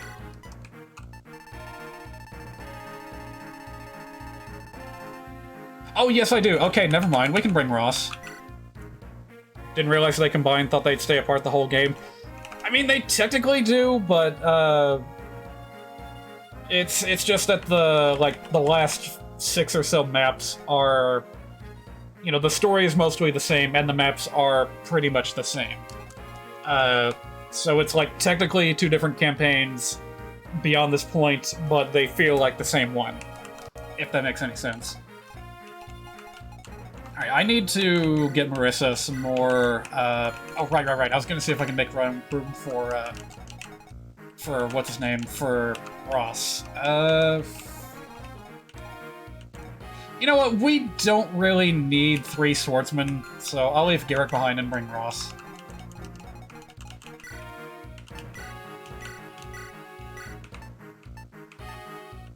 Don't really need the hammer. Something you could deploy both Irika and Ephraim since they combine. Well, you can, just not on this chapter. They'll be together. Like the armies will be merged after this chapter. It'll make sense once I start playing. Do I have any other magics? Nope. Alright, yeah, let's unload a lot of these onto Marissa. Oh, you got it now? Alright, good.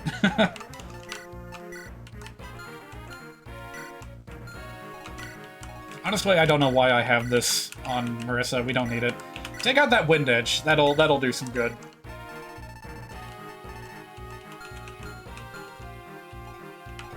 Vanessa, I'm gonna have you flying around without any items, really. Without any healing items. I hope that's okay. Natasha needs another staff. We can go ahead and take this one. Oh, right, I bought some physics staffs. We're probably gonna need those very, very soon. And you know what? I think I will also take out the Berserk staff and see if I can use it in case, like, I get surrounded by dragons or something. Elon, you don't need these. Don't need you to hold on to that. Alright, I think we're finally good. Just gotta rearrange some peoples, and we're good to go.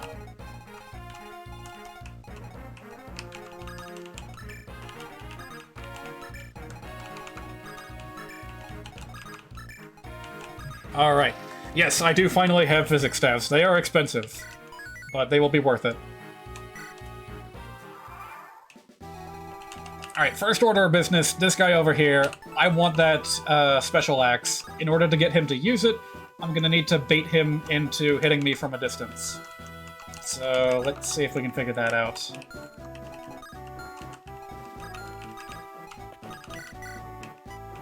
Oh, hold on a minute, there we go.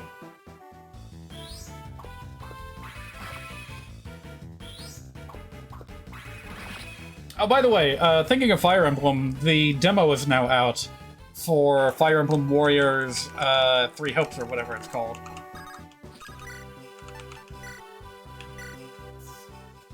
I'm mildly curious. I mean, I tried the demo for, like, Hyrule Warriors, and I've seen Hollow play the previous Fire Emblem Warriors. So I'll give it a chance at some point or another. It's just that, routinely, I am disappointed by Musou games. They just don't seem to be my cup of tea, and that's fine. It just is how it is. Alright, Ross, I can have you just sit up here and destroy all of them with a Sword Slayer. Oh, hello there. Finally got access to Divine Magic. I'll take one of those. I will go ahead and buy one of these, too.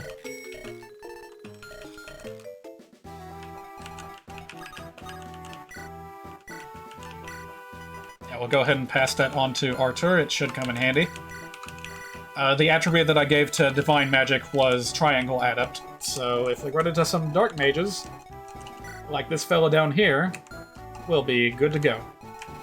Alright, now what am I gonna do with you guys down here? Honestly, Reynak does a pretty good job just by himself, so maybe he can solo the south end.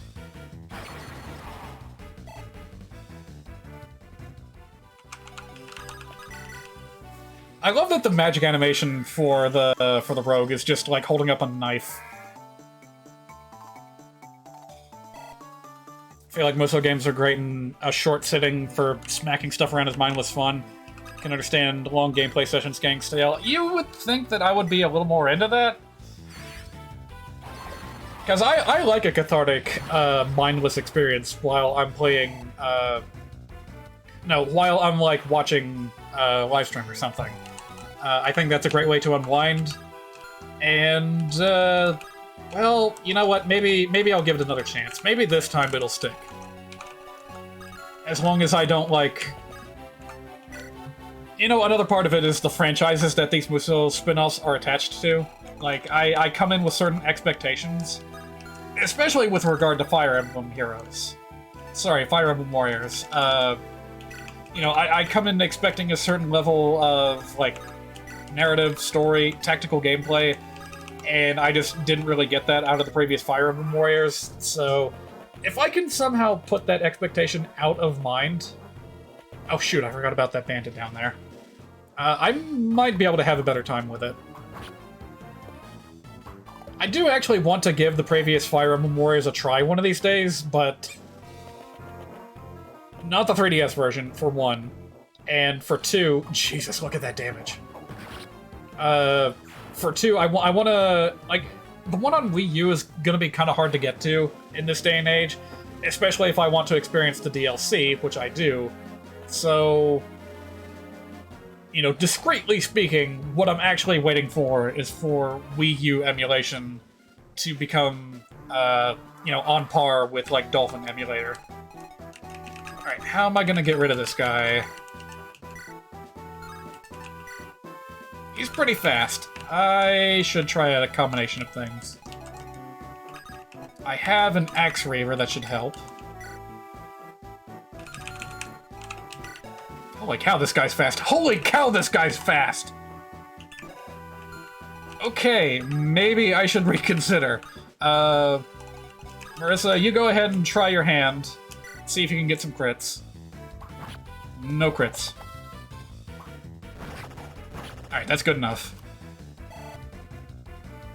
And then I'll have Artur do the finishing blow. Please, for the love of God, don't miss. Phew, there we go.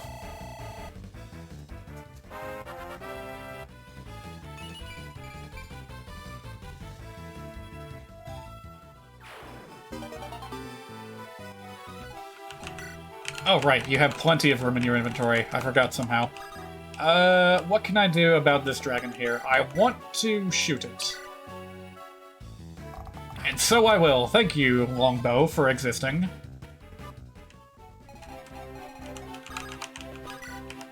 Yeah, the limited mobility in the desert definitely makes things a bit trickier. Ordinarily, when I play this, I deploy every flyer unit that I have available to me. But I was operating... Through this playthrough, I was kind of operating on a stipulation that, like, I would split my armies in half up until they recombined. So, under that stipulation, I'm not allowing myself to use Cormag or Tana on this map. Just a little bit of an extra challenge for myself, I suppose. Alright, let's get Vanessa down there so she can take care of the bandits.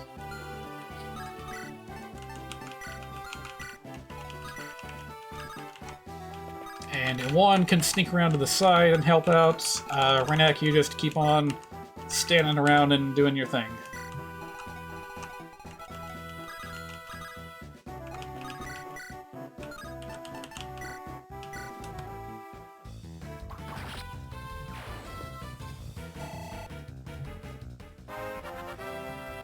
You know what I have been playing in my off time while just relaxing at nighttime? Harvest Moon. I finally got around to playing the version of Mineral Town that's on the PS1. And I've been enjoying it so far. It's not quite the same as 64 or the Game Boy Advance one, but I still like it. That's still like my favorite setting among all Harvest Moon games, is Mineral Town.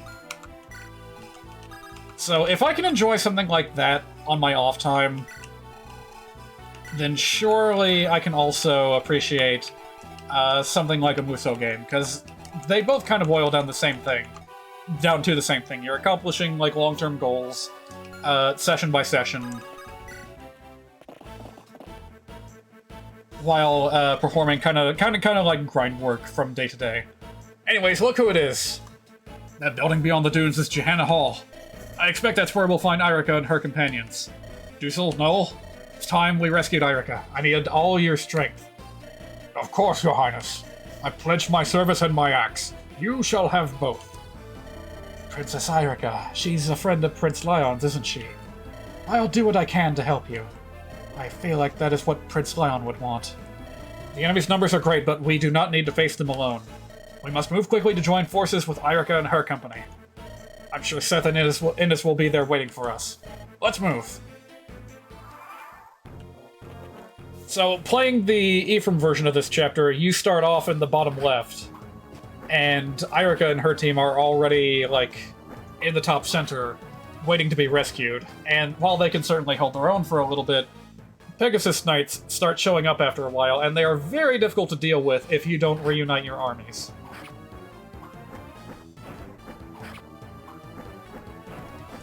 Just a little bit too slow. Murray isn't going to be helping yet. Yeah, that's something I don't entirely agree with. I think that Mur should have been added to this chapter, now that she has her Dragonstone again. She does become playable in the next chapter, but it kind of happens without warning.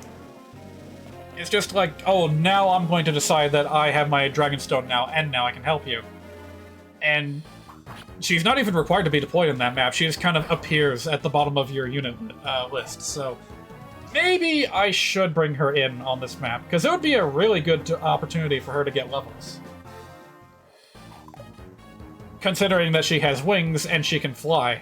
So maybe I will come back to this chapter in the future and try and make that happen. Because, yeah, now that I think about it, it is kind of weird that she doesn't even show up in the cutscene here, just for the sake of being there, you know? Alright, that's Luna. That's probably not that big of a threat. And Noel is starting with no significant magic whatsoever, so I guess I'll just equip him with Nosferatu and hope for the best. Need to get him something a little more lightweight. By the way, what are you holding, Ephraim? 2 steel lances. It's not that great. That is weird. Is there even a scene where she says she wants to help to fight? I don't remember. Not in this chapter, though. I can tell you that for certain. Also, I went ahead and separated the... Like, I gave the flyer effective damage bonus to the Worm Slayer and renamed it to the Wing Clipper. So now I've taken off fire effectiveness from the magic swords. So that being said, I kind of have my work cut out for me right here. I don't have a Lance Reaver handy, unfortunately. You know what? It's fine. I'll have Archer do it.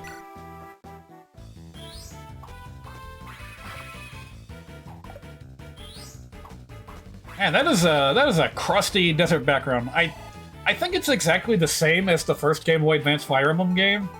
And in that one, you were actually dealing with a sandstorm, so it feels a little bit weird that the background is still so crusty, even though the skies are clear.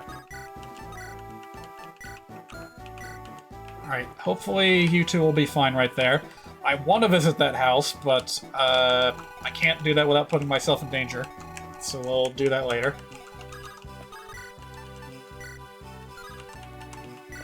Oh yeah, this'll work.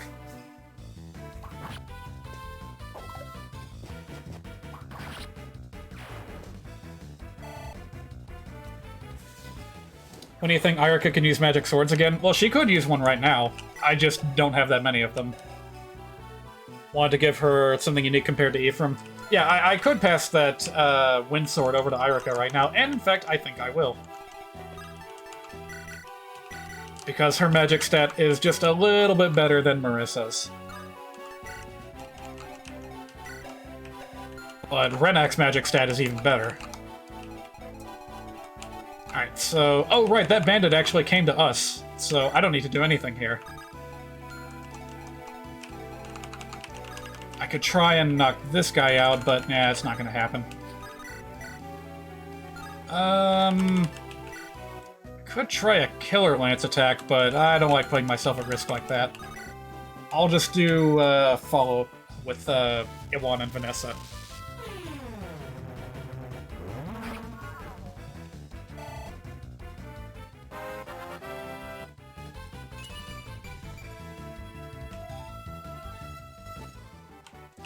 I think one is going to shape up to be a very powerful but also very slow magic user. So, yeah, gonna have to be prepared to deal with that. I have much higher hopes for Lute as a master of magic that is both strong and fast. You don't always get both. Oh, also, Vanessa is rocking a really strong magic stat. I didn't even notice that. This is the chapter where I put the Flame Lance, so hopefully we will get to see that in action very, very soon.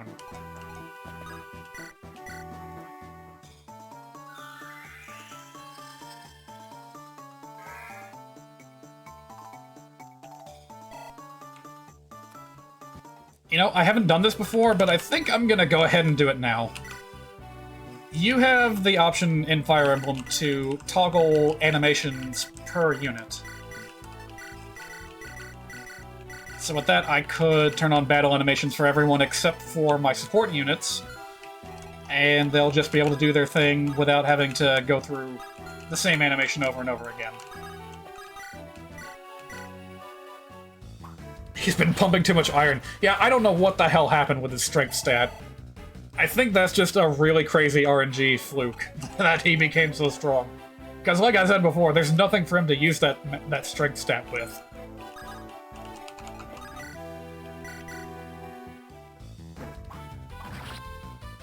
Alright, we are entering the sands. Hopefully ROMhack will find a item buried there soon.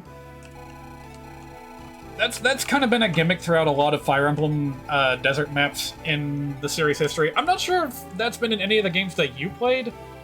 I don't think this was in the first game, and I don't think Three Houses had a map like this either, where you have a random chance of finding items as you're walking. It only appears on these desert maps, and the clue that you follow is trying to see where the bones are, and just letting units idle near them. That's like how they find them. And thieves, I think, have a 100% chance of finding things, but we'll see. Like, I feel like right around here is where an item should be, but he didn't find anything, so we'll try again here in a minute.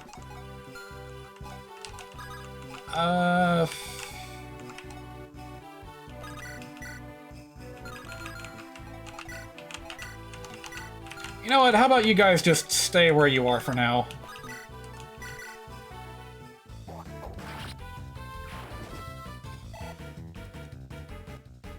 Sounds really wonky for a mechanic. I don't know which game introduced it, honestly.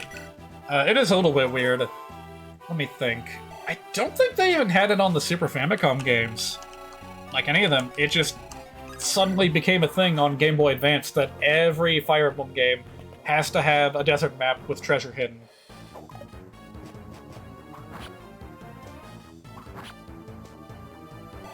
It's a cool bonus if you don't know about it, and an extra incentive to, like, take your time and look around if you're going for, like, 100% item collection or whatever.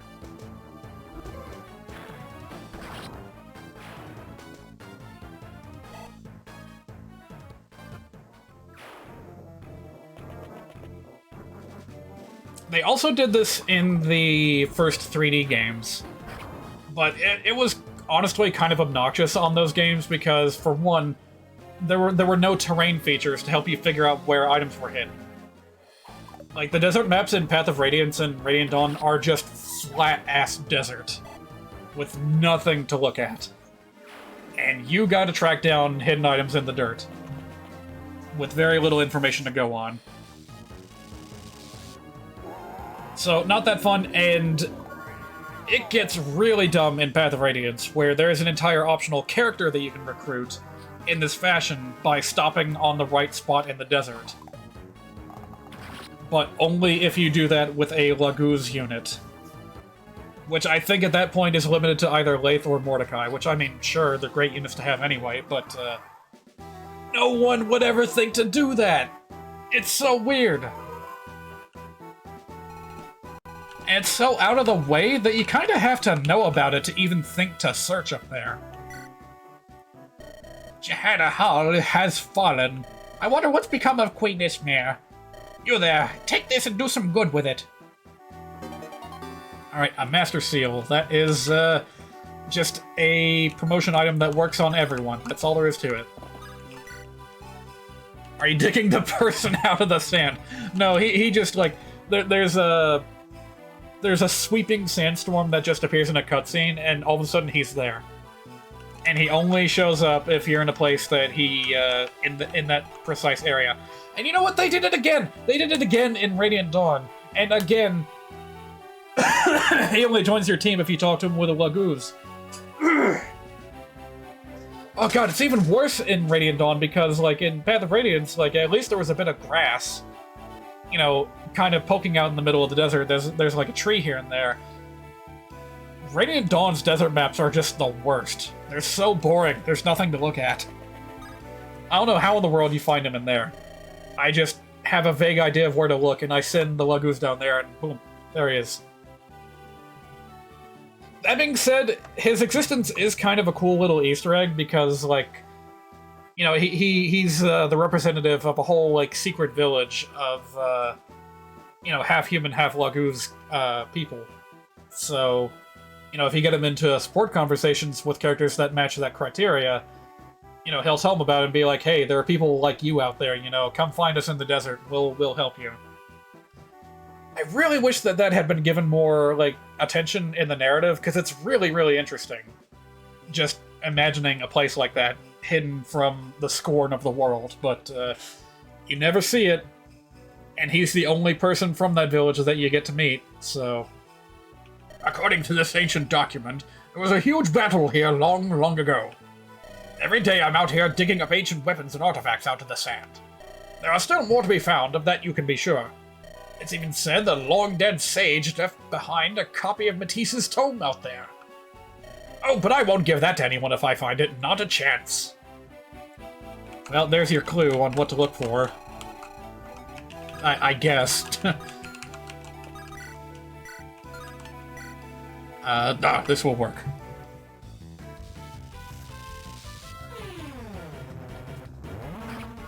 It still is funny to me that Iwan is like the most brightly colored dark mage in the entire series history. Everyone going back to Salem in the 5th game was all dressed in blacks and purples. Ray tried to mix it up a little bit in the 6th game by adding a splash of green, but that was about it. And then Iwan comes out here with this bright blue and red ensemble, and it looks very silly, but he's a very silly character, so it works.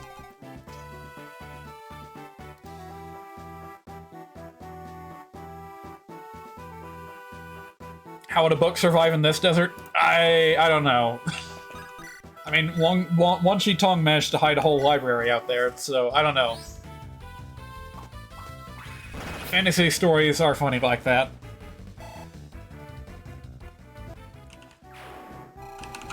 It was wrapped in super paper, or something. Alright, you can go ahead and dispatch this fellow.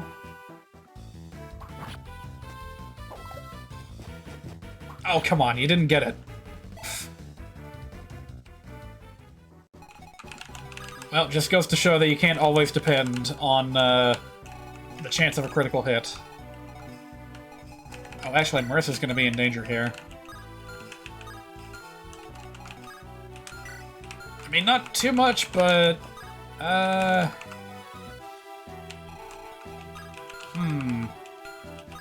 you know what? Those Cavaliers are enough of a threat that I think I would like to move her out of the way.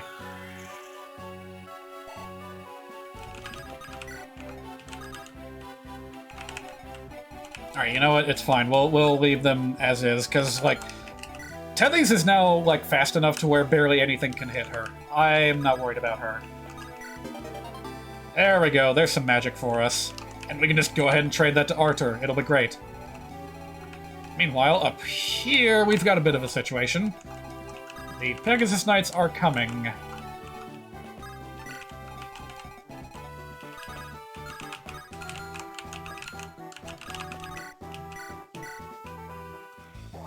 Alright, for God's sake, cap your level already. I'm ready to promote you. There we go. Who has the Lance Reaver? I've completely lost track of that weapon. I don't know who has it. Did I actually leave it on someone? On another character? Because, like, I don't see it anywhere. Did I just forget to pick one up? Weird. Alright, so that's not an option, but you know what? Joshua's pretty tough. He can survive on his own without the need for weapons like that.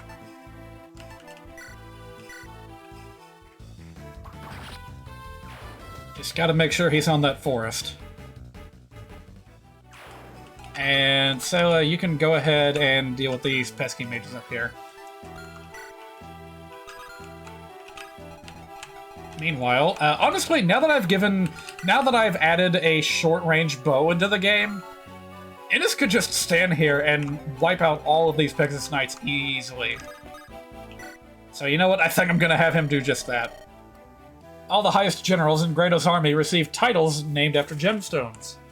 The Emperor currently has 6 gemstones fighting in his service. Kalek the Tiger Eye commands the forces fighting here. The Moonstone, Voltor, is taking part in this battle as well. Glenn, also known as the Sunstone, died in the mountains of Carcino. Selena Floorspar was killed in western Grado. Dussel, whom they call Obsidian, is missing in action. The Blood Barrel, whose real name is Riev, has also gone missing. How do I know all this? I know I may look young and naive, but this is my job. I'm here to pass this information along and help you out. And it's good information too, so don't waste it. Pfft. That sounds like something that I would have written, because this is a ROMhack. Alright, I'm gonna put Irika here and hope that she can endure one round with a Pegasus Knight.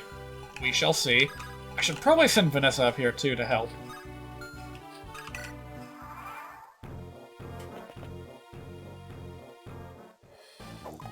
Interesting choice going after Artur.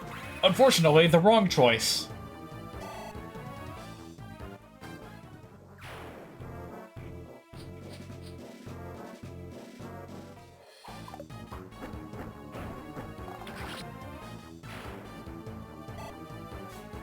Oh yeah, he has no chance of failing at this point. We got this situation under control. Golly, even Irika without any like extra boosts is really, really dodgy. I think I can just leave those two alone up here and they'll do just fine.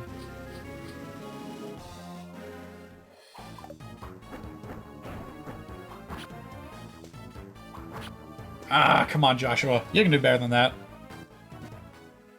That was very corny and useless with how I'm playing the game. Yeah, it's not really useful information in any way, is it?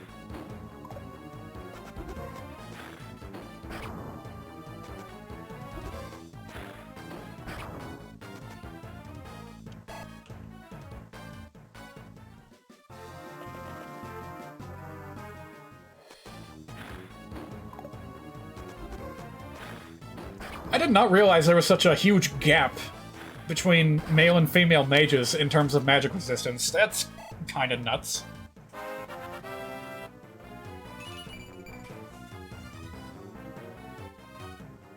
I see Sayla also wants to join the Buff Boys Club.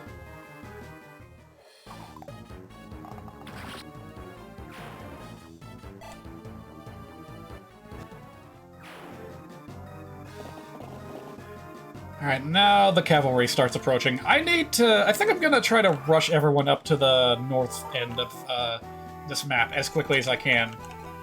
Because very quickly, Ephraim and Dussel and the rest are gonna get surrounded.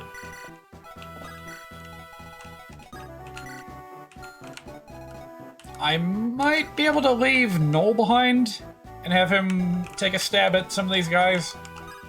I'm a little worried about him taking too much damage, but it's worth a try.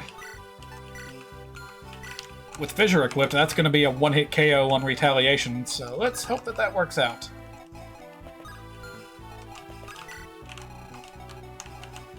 Alright, Ross is finally ready to promote, so let's get him to do that. And of course I'm going to be going with Berserker, and look at that, he's finally got his new outfit. I'm so glad that that works. Now I have two Berserkers that look completely different.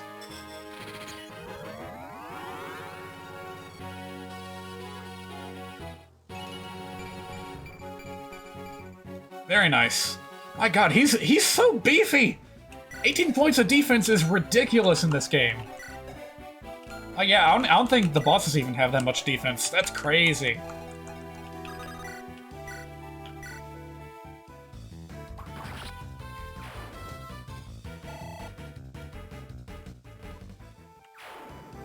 Alright, well, Sayla's the only person that I left down here, so I guess, you know, let's give this tome out a spin. I have literally not used this up to this point. So let's see if the animation works. Yeah, it does. That's just the animation for the Crimson Eye spell. So I figure it would work for this context.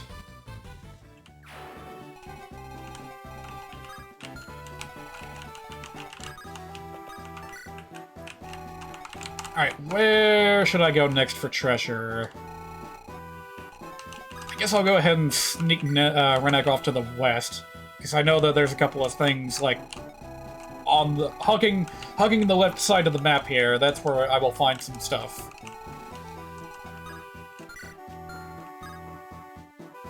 You know, honestly, I could just leave someone here on this fortress, and they'll do just fine. I don't need to rush. There's gonna be reinforcements coming in for quite a while yet, so... Oh, all of a sudden, that is no longer a really good option for taking out a Pegasus Knight. But that's fine, it shouldn't be. Magic weapons should bounce right off of a Pegasus Knight.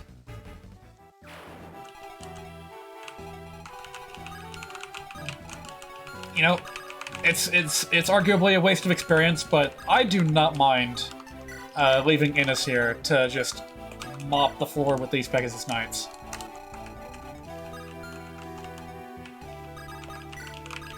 I'll just go ahead and do this for the sake of EXP. I forgot to give that magic tome to Artur. I'm gonna need that pretty soon.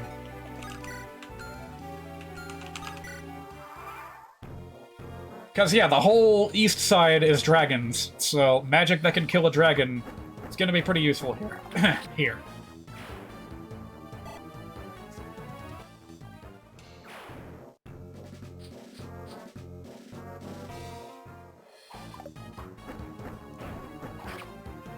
Just a little bit too weak.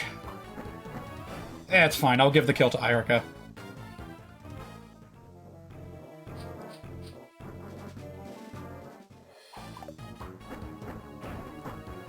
Yes! Finally! I shouldn't be getting that hyped up over a basic critical hit, but I mean, I've been getting kind of unlucky with those on this map. In this chapter, whatever you want to call it.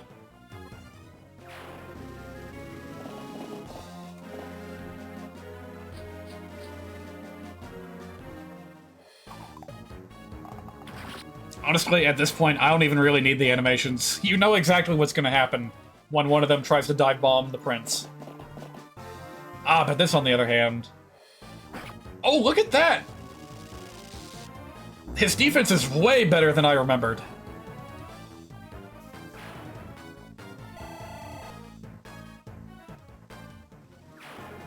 Okay, yeah, you can handle the south side just fine on your own. Let's do that. Looks like the Pegasus Knights have stopped coming in, so that is good. You know, I keep forgetting that you can do this now. So yes, please use healing magic to the best of your abilities. Also, is it just me, or is that sprite miscolored? I'm gonna have to check on that here in a bit.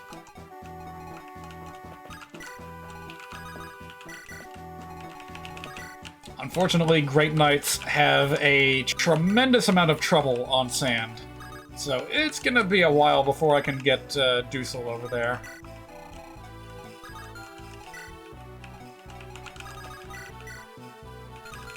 Yeah, we'll be fine. As long as those dragons stay put, we are fine.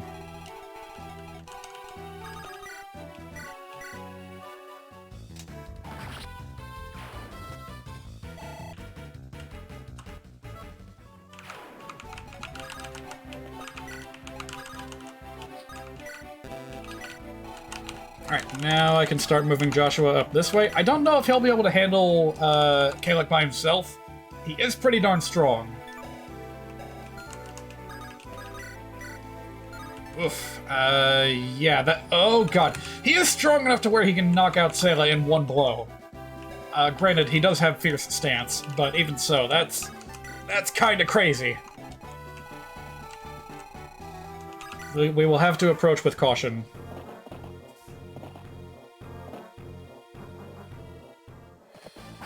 Oof. I honestly didn't think he'd be able to pull it off.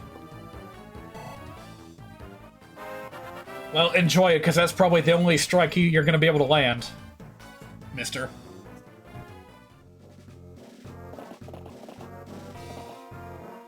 Oh! There's javelins, too. Right, I should have accounted for that.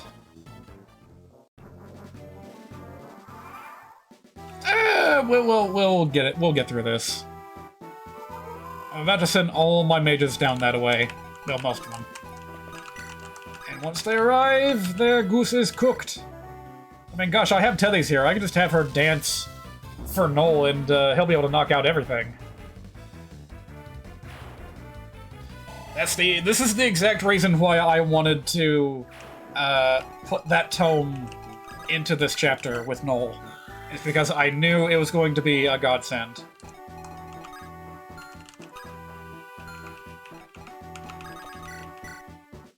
Alright, surely you can get this one, right? Come on. Ah, I didn't quite pull it off.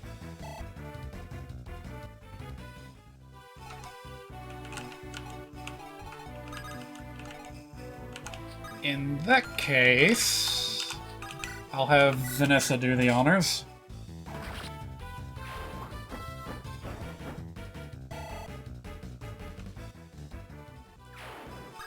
Honestly, what I should do is have Marissa move off of that fortress, because this is a little bit too much for her to handle.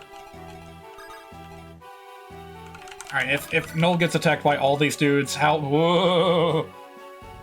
He's pretty slow, let's not do that. Yeah, I'll just put him here.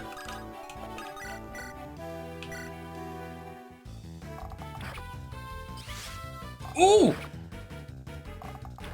Nice! That must be, like... I think I picked the perfect skill for him. That is always so cool when that fires off in, like, Genealogy of the Holy War. So... I'm glad that it is now possible to use it in this game. Alright, what am I gonna do about you? I still can't get quite close enough because of all this sand. Of course, it's rough. It gets everywhere. There we go. Finally got one of those.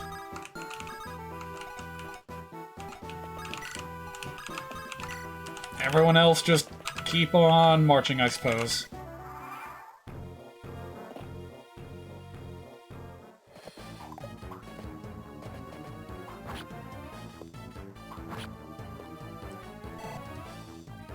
Oh, incidentally, I'm gonna go ahead and drop a reminder.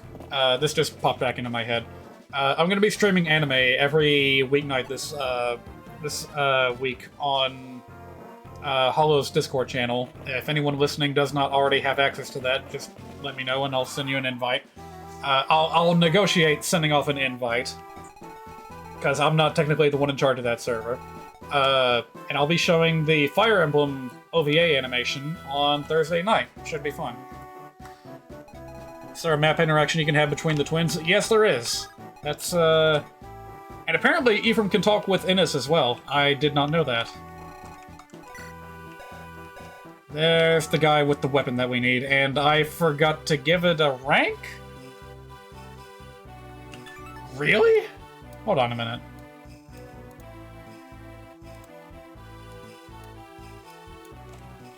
Did I really? Yeah, that's like the only weapon that I completely forgot to assign a weapon level to. So, right now it is rankless. I guess that's okay, but... Whoa. Alright, it's fine, it's fine. It's not actually going to change anything, so we just need to be prepared. But this is another reason why I gave Noel the weapon that he has, is so that he can easily handle that paladin, and he's not here right now. I have Iwan instead. Oops. It's fine. It's fine. I'll have Iwan stand guard, and, yeah, just right here will be perfect. How did you get a second Luna? Oh, right, the enemy shaman was carrying Luna. I forgot. Alright, well, actually, Dusel, you can probably help down here. You can just wait right there. I will send some support briefly. Alright, this should work. Oh yeah, because Iwan has way more magic resistance than Null did, so he'll be fine. You, on the other hand, I'm gonna have Ephraim take care of you.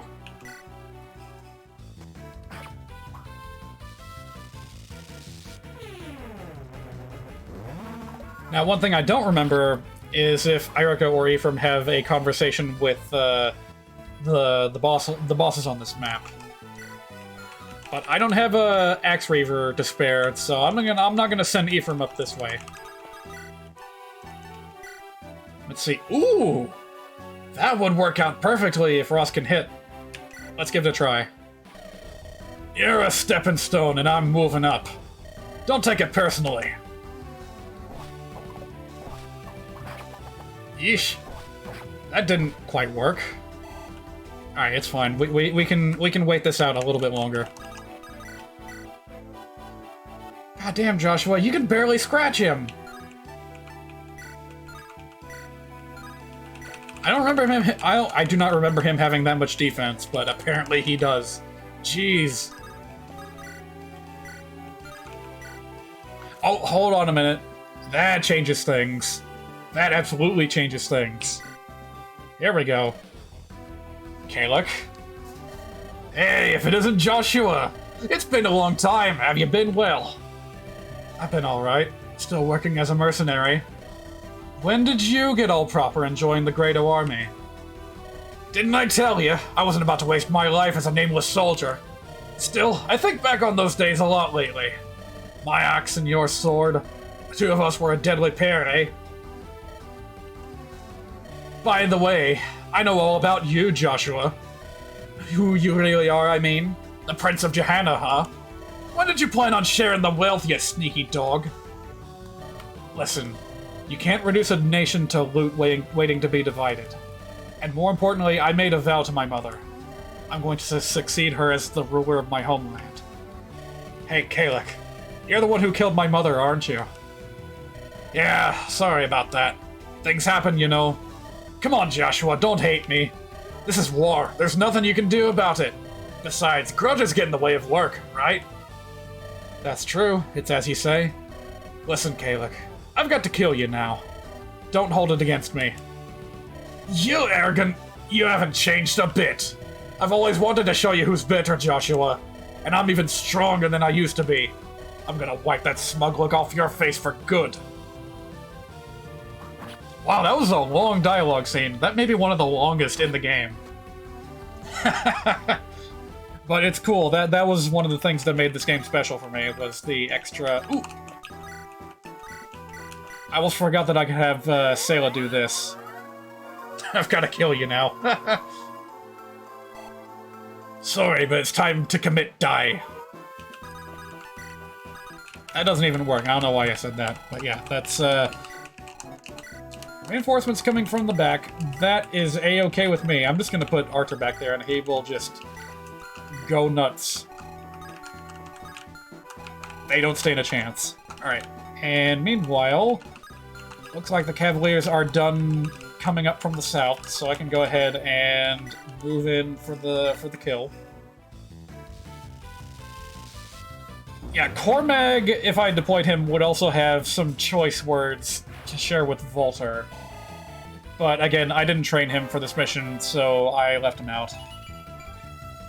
Put simply, I don't think he would survive a round with Volter at this point. But hey, we can see if Irika or Ephraim have anything to say to him, because Ephraim has had a number of encounters with Volter prior to this point. I'm sure that they will have a dialogue together. You know what? Sure, let's do it a second time.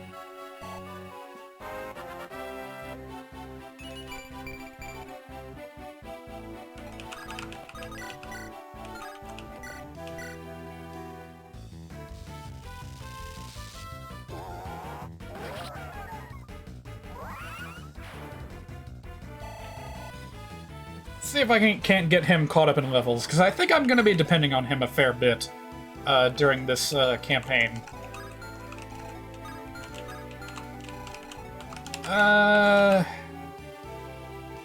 Is it time to bring out the dragons? I think maybe it's time to lure out the dragons. Yeah, this should work. I'll send Natasha down that way to help.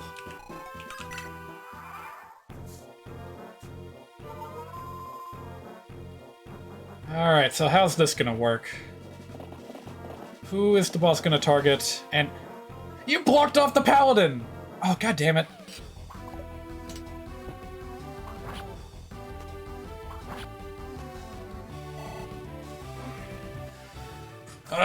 Shoot. Oh my god. I wasn't expecting Archer to be capable of one-hit KOing the shamans. Or dark mages, rather, but I'll take it.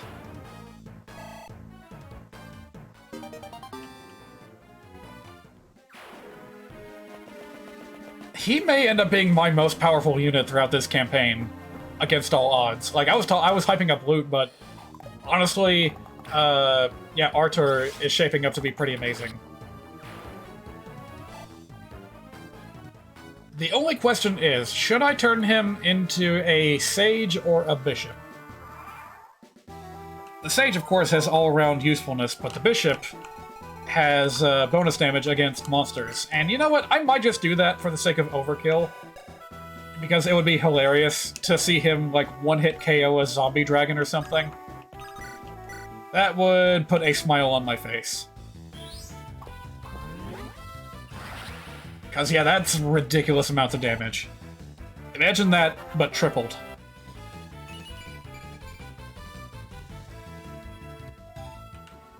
Now that I've actually said that out loud, yeah, that is really, really just bananas. I can barely imagine it.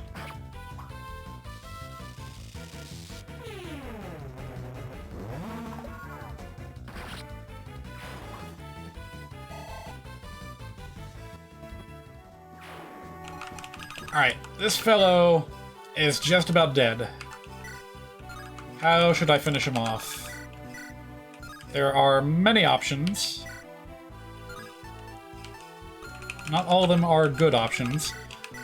Honestly, I probably could get away with just letting Joshua sit here and chip away at him bit by bit. Hey, let's see if we can help with a bit of long-range thunder. Nope. Well, you know what? You two can just have your duel to the death, and I think it'll work out just fine.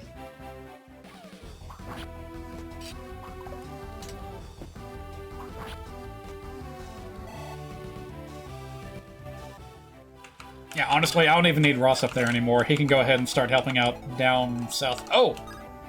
So the Paladin just didn't want to move. That's what happened. Okay.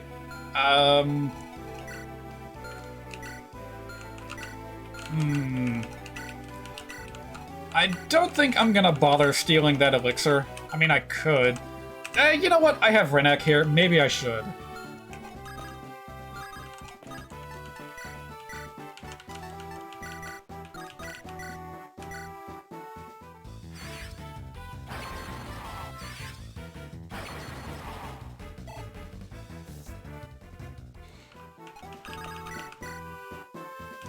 Yep, this'll work out fine.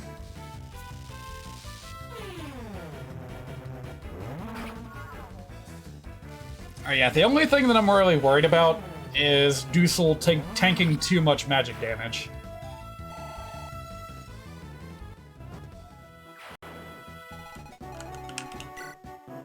Yeah, how fast is this guy?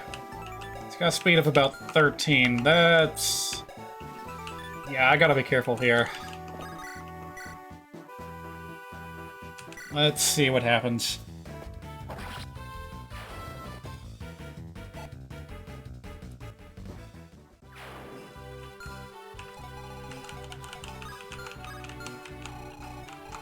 Meanwhile, I do not have a good unit to draw out the other dragons with. I mean, I guess Innes could do it, but I don't want to give him all the kills. I want to give him all the glory. Maybe I'll try to bait out one of them over on the west side. Yeah, I'll just get Vanessa to do that.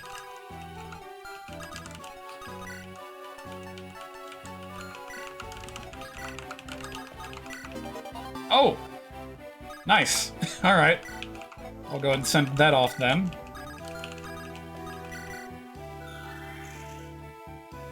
So let me see here. I found the body ring there, found the magic here, Swift Soul over here. There's still like 2 things I haven't found on the top left though.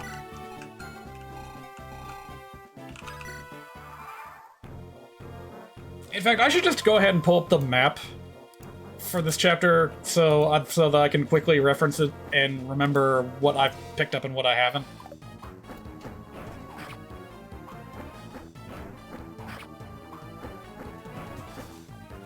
Alright, yeah, there's a bow in the middle of the map, and the rest of the treasure is kind of on the margins.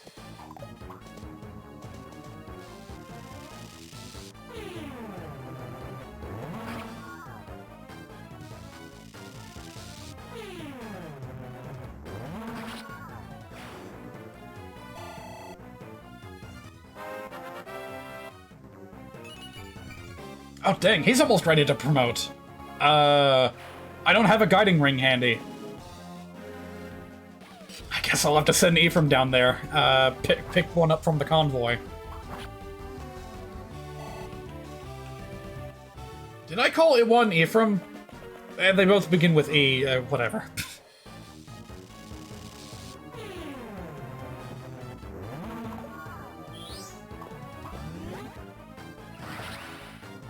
Man, that is seriously so satisfying. See that in action.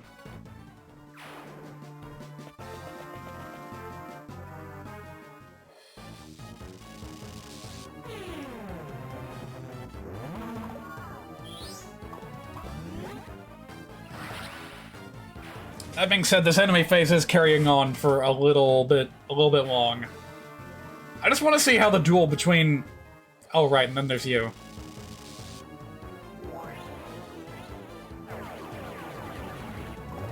I think I even buffed that tome, and it still is just nowhere near accurate enough to be useful to anyone. Oh, what the hell was I worried about? Dusel will be fine.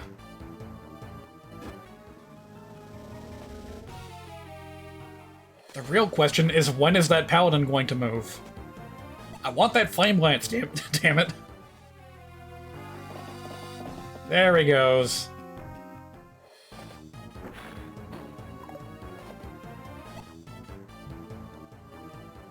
I kind of wish I could have an alternate version of the Hellfire magic that just instantly creates a pillar of flame on the enemy, rather than having to cast the, you know, the fireball, but whatever, it's fine. It's gonna be a bit of a tough cookie to take down. Oh, right, because it counts as a magic weapon. Alright, well, let's try this and see if it works.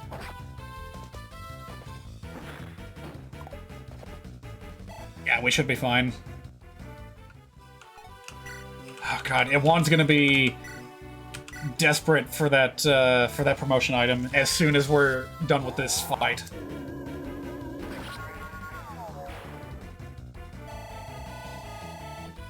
Yep, there he is, max level. Still not gaining any speed. This kid is starting to disappoint me on a few levels. Alright,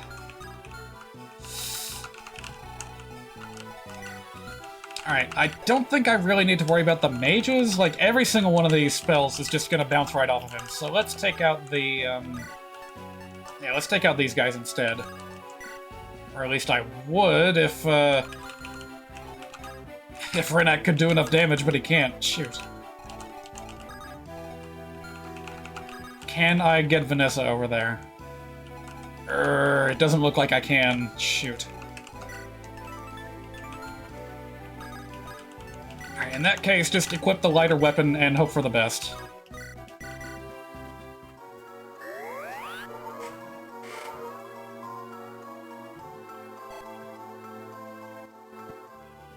Yeah, I really think that something's wrong with that sprite. I feel like the white shouldn't be so white. Like, if I'm gonna try to pay attention to the white part on his chest armor, see if it stays white when I do, like, a melee attack.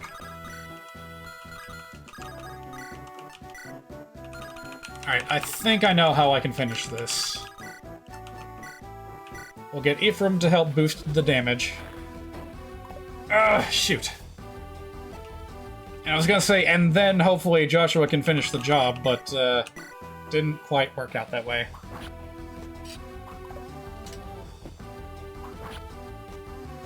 He'll get him next round, though.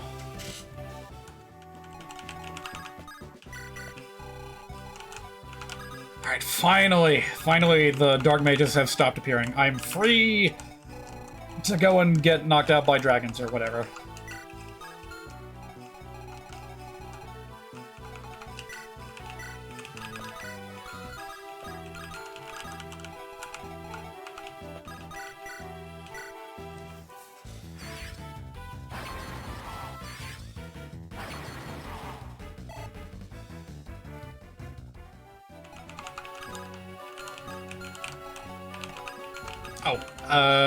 That's a bit of a problem.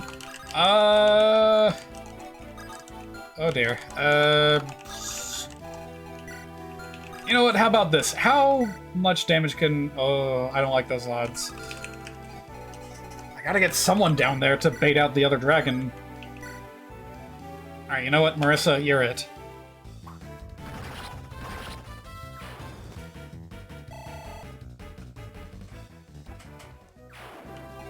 Even though this looks like sand, it does not behave like the desert sand, so I need to get out of there quickly. Otherwise, Irika is going to be surrounded, and I don't want that.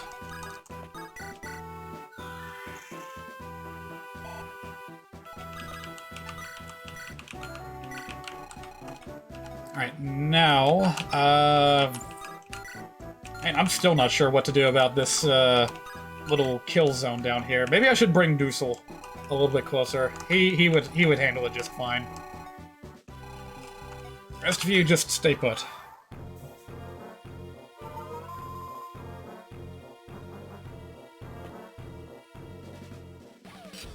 Alright, this is it. He's gonna do it.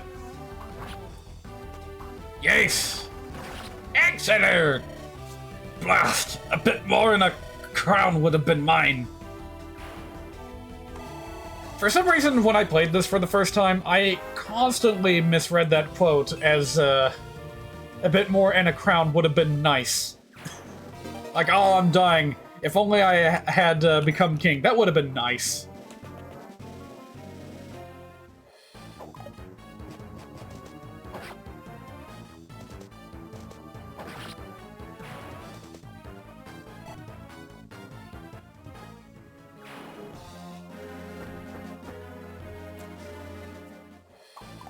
Phew. Alright, she's fine. You know what, though? I think the Shumshire is a little bit more powerful than it was intended to be. Because I don't think I ever assigned the stat penalty to it that I had originally intended. You know, a slight drop to skill and luck. Alright, how much is this gonna hurt? Oh, not that much, actually. We're fine. Yeah, one might have pathetic defense, but at least his HP is growing. He's gonna end up as, like, a Snorlax. God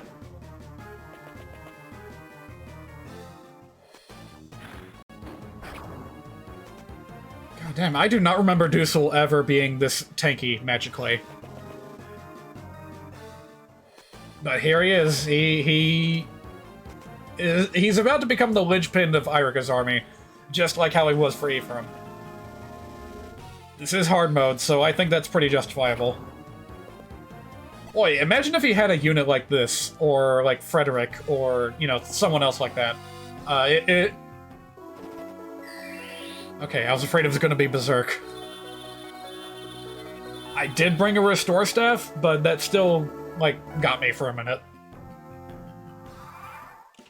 Alrighty. I will have a chance to get another sleep staff, but this time, I think I'd like to snatch a fresh one. So we'll wait for this one to be exhausted before going for the kill.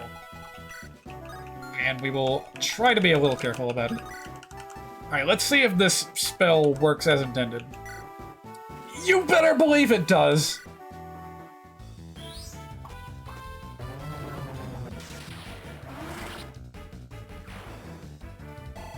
You know what? Maybe I want to replace that animation with something else. It's fine, though, as long as it does what it's supposed to.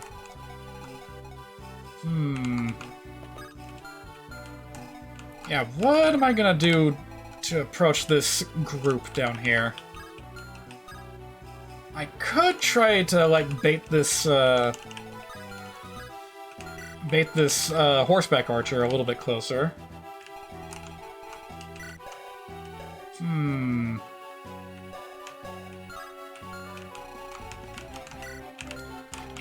You know what? I do have the solution to Noel's biggest weakness. And that is that he's really, really susceptible to critical hits. The item that we just got from Kalik, the Hoplon Guard, protects against all critical hits, so if I put him here, even if he gets attacked twice, he should be fine. I guess I'm slightly worried about the Shaman with Eclipse, but we'll be fine, probably.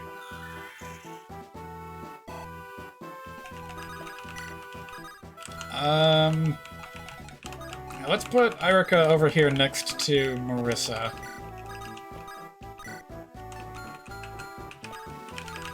Getting my buttons mixed up. Joshua, I'm sorry, but you've had your fun in the sun. I'm gonna have you just wait around up here until you can find the staff that's hidden in the sand. We don't have it yet. Alright, show me the gutting ring. Oh, actually, do we have a javelin to spare? Yes, we do. Alright, give me that. Give me all of that, in fact. These will all be very nice to have.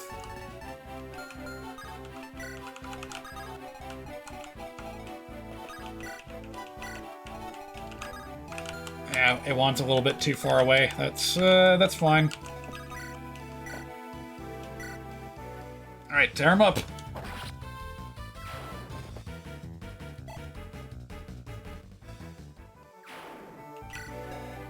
Oh good, he has his sword rank back. Yeah, I don't remember exactly when I did that, but I ended up deciding to undo the switch that I made between Paladins and Great Knights. So now Paladins, because they can move after attacking, I've gone ahead and restricted them to just the 2 weapons. And then Great Knights, because they, have to get locked in place after attacking, I decided to let them have their 3 weapons again.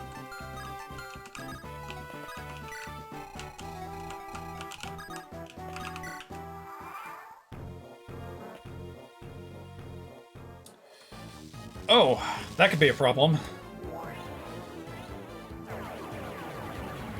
Like, I knew it was a risk, but I didn't think it was that likely to hit. Oh boy.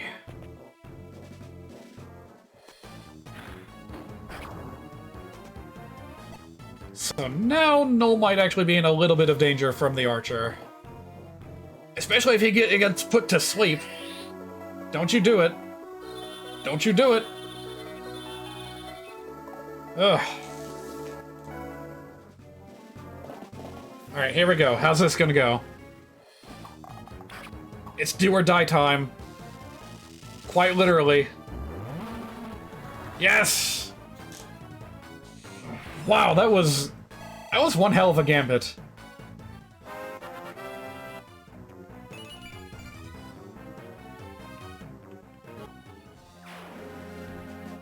But I lived, and that is what matters. Oh, jeez. Now I need to figure out how to close the distance so I can snatch that sleep staff next turn.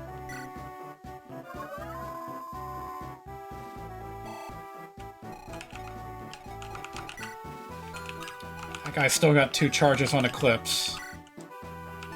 Which I think will be fine. You know what I should have done? I should have bought another Flux Tome so that Null has something that doesn't weigh him down like a sack of bricks. Oh well, so it goes. I can probably bait out this archer too. But I'll need someone that's relatively fast.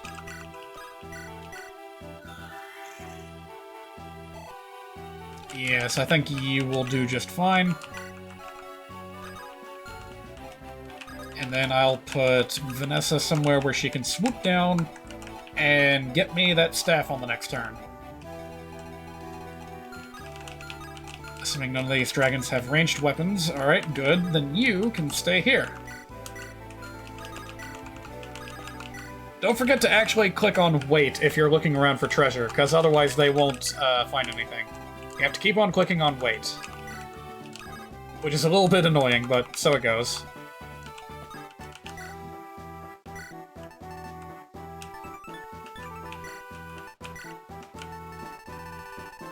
Oh, right, I gave the ring to Ephraim directly.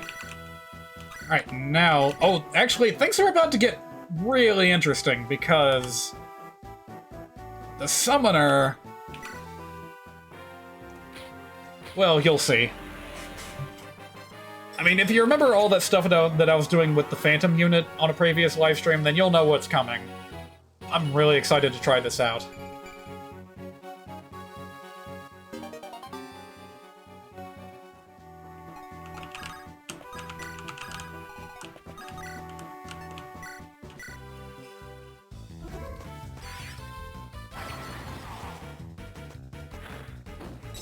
I just now noticed that the sound effect for Air Caliber has changed. When did that happen? I'm gonna have to, like, replay the livestream archives to remember exactly what that sound was, but it sure wasn't that. Alright, where is the bow? Should be around here. There we go. That should be interesting to use. And I forgot to... God damn it.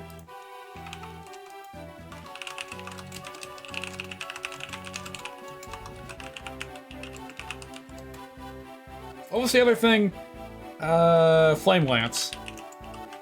Yeah, I've got to remember to actually assign ranks to them, because in this state, apparently if a weapon doesn't have a rank, then anyone can use it, even if they can't normally use that weapon. So, gonna have to fix that sooner or later.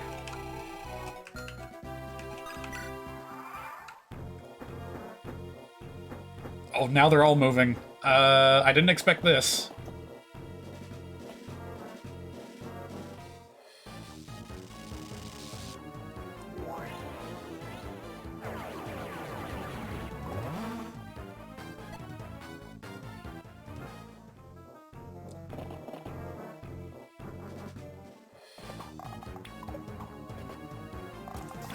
What the hell am I worried about? Nothing can kill this guy.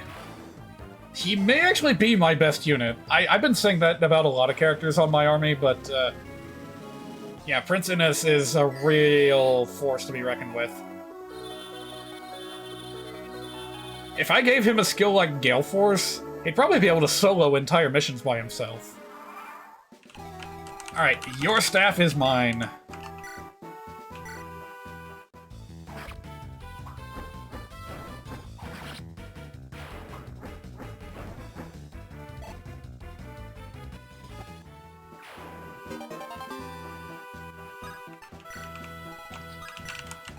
And as for the rest of you, shouldn't be a problem to take you out. Yes, I think we've got this all figured out. Well, at least the animation is quick. My concern with the other, like with the light magic spell was that it would be too long. And that's why I didn't want to use it. But honestly, my fears might not have been justified.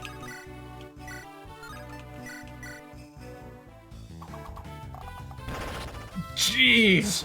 Everyone's getting overkill over here. How about you, Noel? Can you knock out this guy in one hit? Yeah. It's not quite as extreme as I thought it would be, but hey, it works.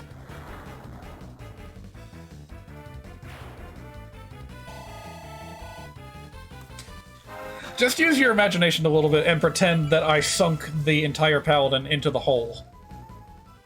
And that's why he turned gray. Alright, now you need to get out of that little spot. And I'll put someone else. Can Irika handle 2 of these Cavaliers? Oops. Didn't realize that guy was right there. Yeah, she'll be fine. It's like 20 and 19 points of damage.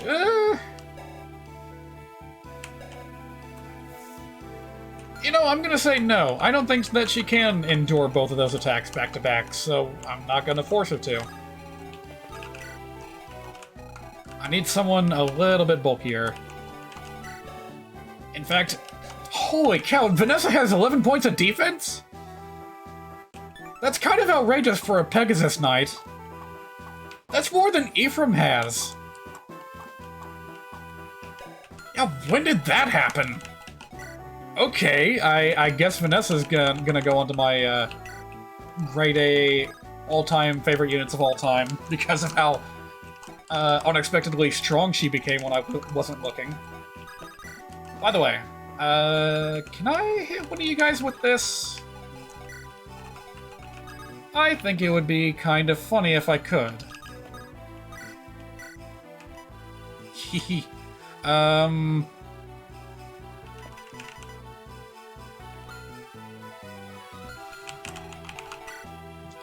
Oh, that is so tempting.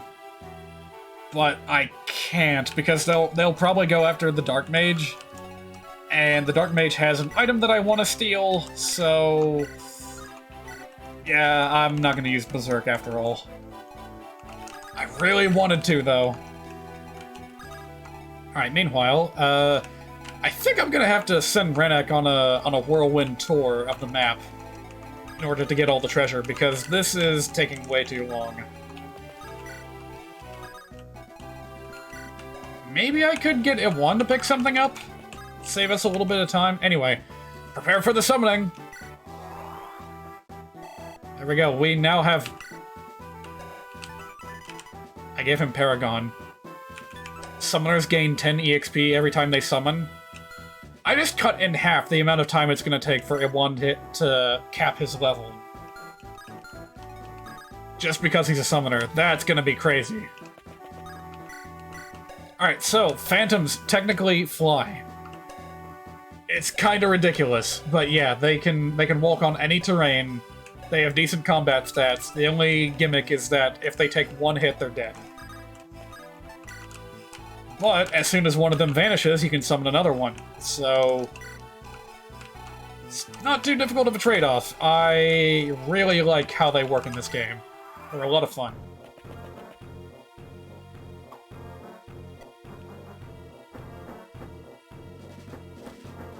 Yeah.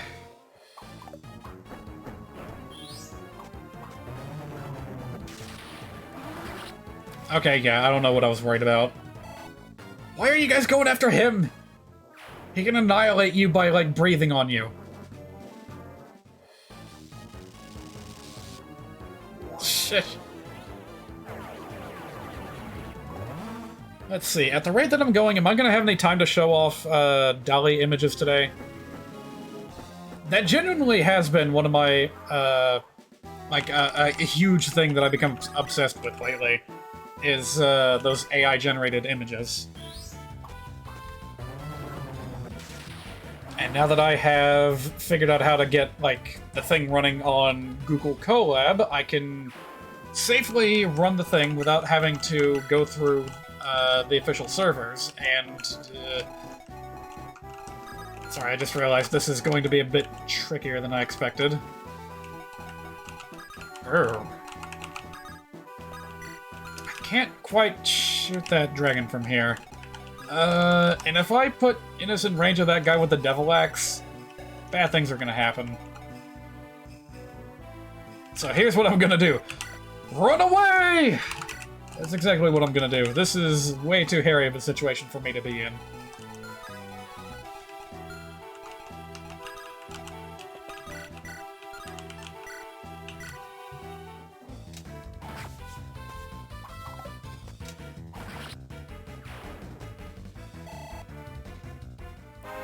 well, if and when I do decide to show off deli images at the end of the stream, I'll do it in 2 phases. Like, one of them will be just stuff that I generated for fun. I'll show those, and then I will show off, like, really specific prompts that I made to get very specific artwork, which I've already shown a little bit of it to people on Discord, so pardon me if you've seen some of it already.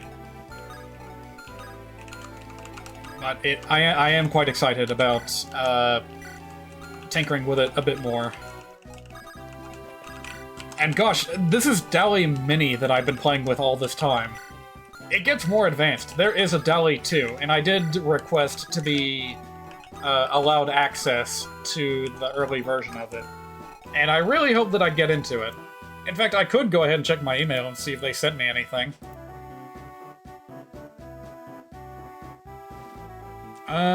No, doesn't look like it. That's too bad.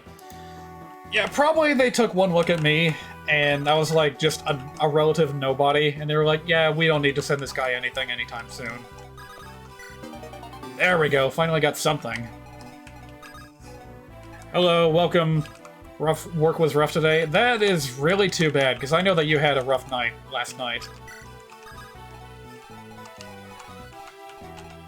I hope that you can relax for a little bit here, get yourself something good to eat, and then go and have a restful sleep afterwards. I think I'll just have everyone wait over here on the west side. This is going to be a little bit tedious to wrap up because I have to go around, like, the 4 corners of the map gathering treasure, but we'll get it done.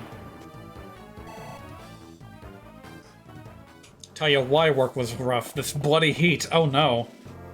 Wait, but you don't have to work outside all that much. I mean, I know that you've got to go out and, like, collect carts and all that, but, I would hope that you wouldn't have to be out there for too long at a time.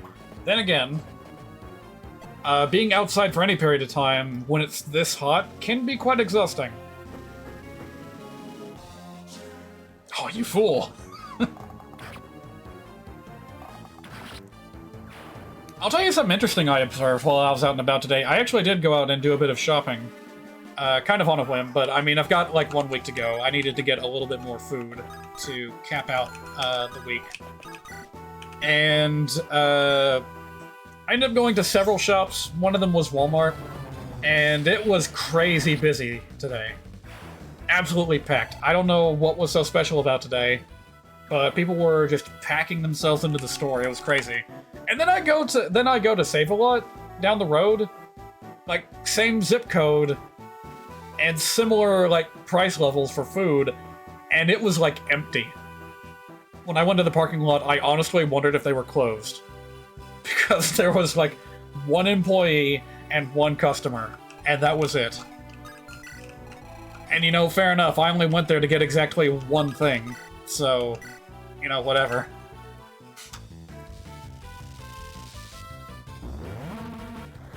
Father's Day is next week.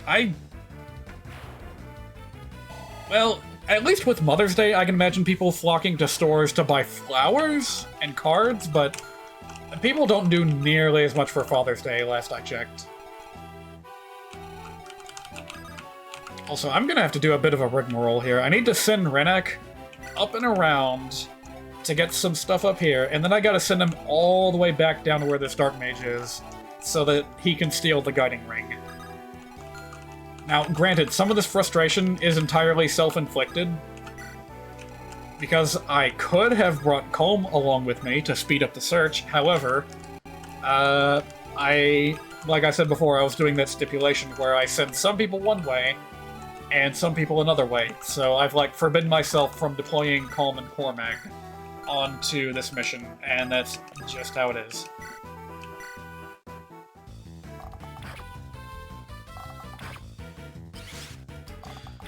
Okay, actually, I thought that... Hang on a minute. I could have sworn that by dropping the skill level with stat changes, it would reduce the chance that one of these skills would trigger. Oh, wait a minute. That's based off of speed, not skill.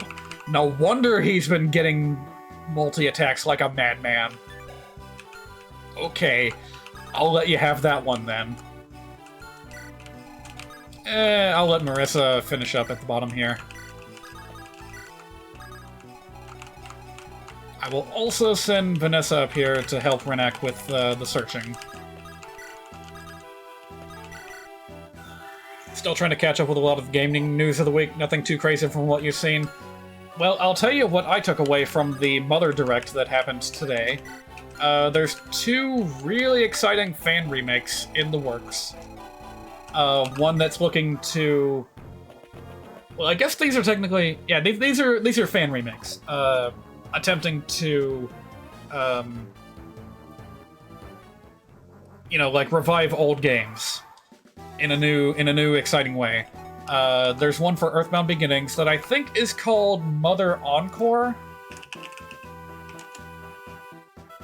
Yeah, Mother Encore is going to be the Earthbound Beginnings remake, and it looks really, really cool. They're going above and beyond with this, incorporating like new maps and new things that you can do on maps outside of battle.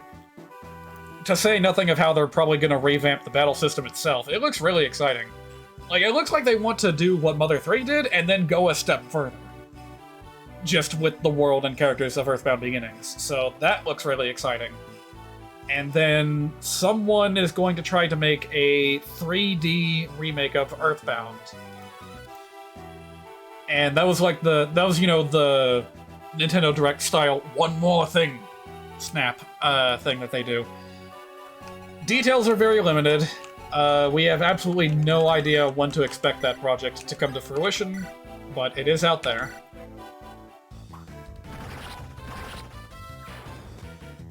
And unfortunately, I can't remember the name of it. I guess I could just go into my YouTube history and look it up real quick.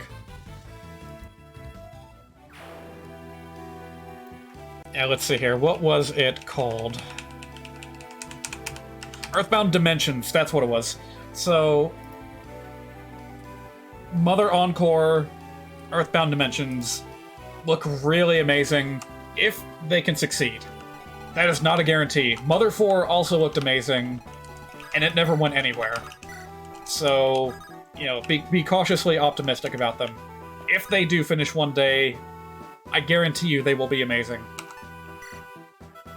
But there was also a lot of talk of other fan projects, including video animations and an enhancement-style ROMhack for Earthbound that I might check out someday. Oh, and there's also an announcement for Mother 3 Opposing Force, which is going to be a ROMhack that basically tells the story of Mother 3 from the bad guy's perspective. And I know it's been done before. You know, that's kind of a cliche for, like, fan fiction and what have you, but it actually does look pretty impressive, conceptually. Like, I think it's got some potential for telling a good story. Toby Fox has volunteered to help Ito with anything Earthbound related if he ever wants to go for it. I did hear that they had an interview with each other, or at least like a chat. Toby Fox also presented himself for a brief post-direct interview with the guy that was hosting it. I've already talked about how he did it in a text-to-speech format, and I know that that's like, he's a very sarcastic guy. That's just how he rolls. But I wish that he had actually like been a bit more genuine about it, considering that this is, you know, the Mother community we're talking about. He kind of has a history with them. But I guess that's neither here nor there for the time being. It's about time we got the twins to talk to each other. Irika! Brother? Is that really you? You're not some phantom, are you? No, that's the guy in the top of the map right now. No, it's really me. Hold, enemies approach. Ephraim, even when we were children, you were always there to protect me. So, not quite as heartfelt as the conversation from a third of the way into the game, but it would be weird if they didn't have anything to say to each other. Sorry, I dropped something. Thought you were gonna say it was Mother made on Source. Oh, hang on a minute.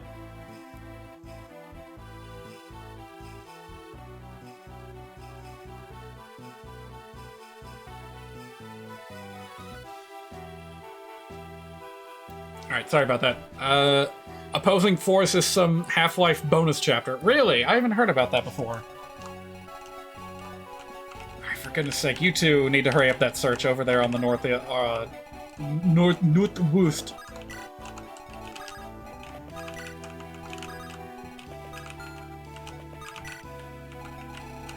And you know what? Let's see what these two have to say to each other. This ought to be interesting. It's been a long time, Ephraim. Ines, is that you? You arrived sooner than I'd expected. Irika is safe. You've no need to worry. I've heard that you've been watching over Irika. I should like to offer you my gratitude. It's not necessary. Besides, there's still a war to be won. We can't rest easy till every last Grado soldier's been defeated. You're right. Let's go. Oh, that's it? Ines usually has a bit of venom in his voice for Ephraim, so I'm surprised that he held back that time. Alright, let's get this berserker out here. The best thing about phantoms is that they are free cannon fodder. You can sacrifice them to bait out an enemy and not feel bad about it one bit.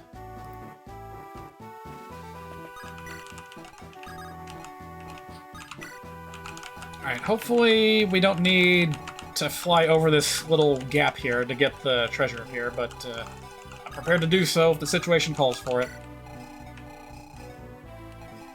Oh, that reminds me, I need to see if I can... Who has that? You've got the bow. Alright, never mind. I'll check that out at another time then. Everyone else just form up. We're just about done with this map.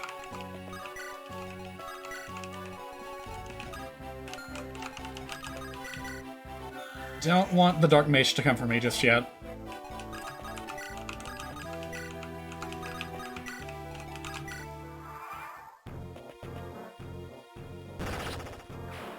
Huh? Well, that sucks.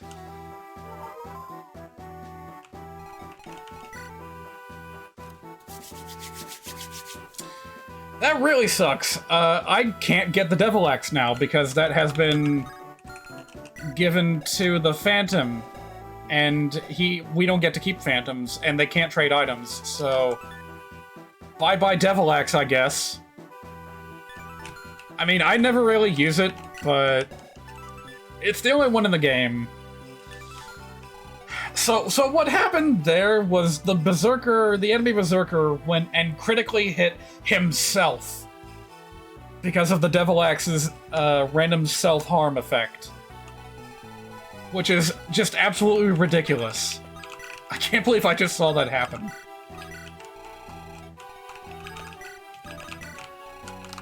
But so be it. I mean, I guess I could have...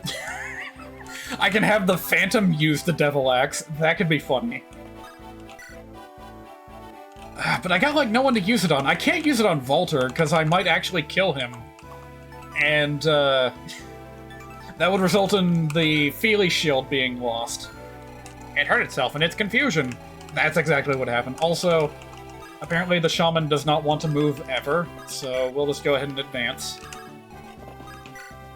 One could argue that capturing that on camera is better than the Devil Axe itself. Yeah, that is literally the best case scenario when it comes to the Devil Axe, is that the enemy just kills themselves.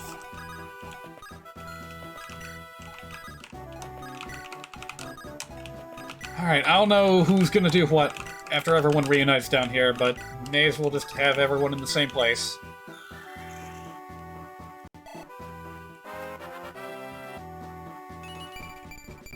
Honestly, I could go ahead and kill Volter. Because the objective is not defeat boss, it's defeat all enemies. So I can leave that Shaman for last if I want to.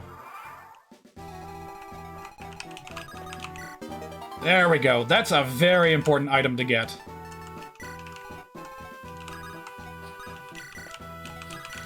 That is an item that, when held, will allow someone to visit a shop and buy everything at half price. Which, come to think of it, they stopped doing that in more recent Fire Emblem games for some reason. It used to be, like, I think as far back as the first or second game. Well, maybe not. I know it's been a thing at least since the 4th Fire Emblem game, but you've always been able to find an item that halves the price of items in shops.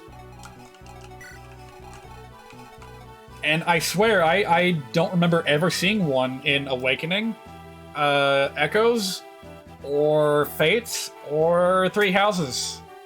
I don't know why. I think it's a perfectly natural, like... It's an indirect upgrade that you get, like, near the end of the game to lessen the cost of everything that you do. And I miss it a little bit. Alright, who needs EXP the most? That would be Noel and Marissa.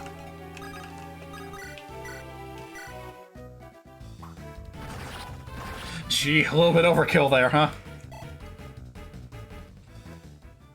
Oh, right, so reason why I didn't see the animation for the Phantom, even though I did add animations, is because I didn't turn it on.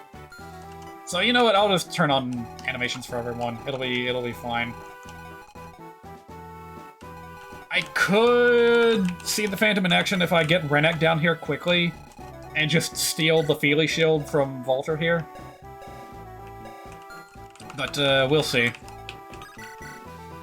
I mean, until then, this is a good way to get support conversation points for certain pairs. So one that I kind of want to see is Marissa and Tethys. That's why I've been keeping them close together. Could also do Arthur and Tethys. I want to see what Irika and Innes have to say to each other.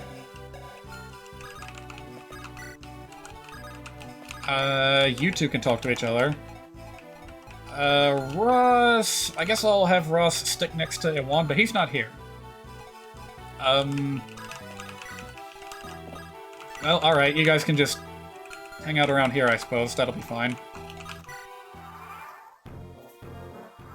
So, for thieves, it's a 100% chance of finding the hidden treasure, if you stop on that space. For everyone else, it's a random chance based on your luck stat, and maybe something else. I mean, even these two, with about a 10% chance each, they have not been able to find the staff up here.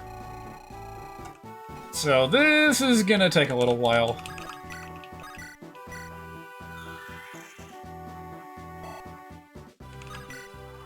Hopefully I will at least get some support conversations out of this wait. Yep, there's the dummy. I didn't even change this. This was originally just Matisse's tome. And now it's something else, and I can't really do anything about it.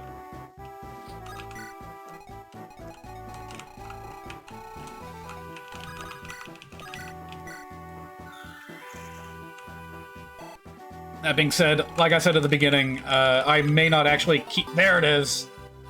I may not actually keep the effect on Matisse's tome. It's supposed to bump up a unit's growths by, like, 5% per stat. And you know what? That probably doesn't even work in the... That's probably not even compatible with skill systems, because, like, it doesn't know that the magic stat exists, separate from the strength stat, so... Like, if you try using it on a mage, and then it just won't work. Well, it'll almost work. It just won't do anything for their magic power.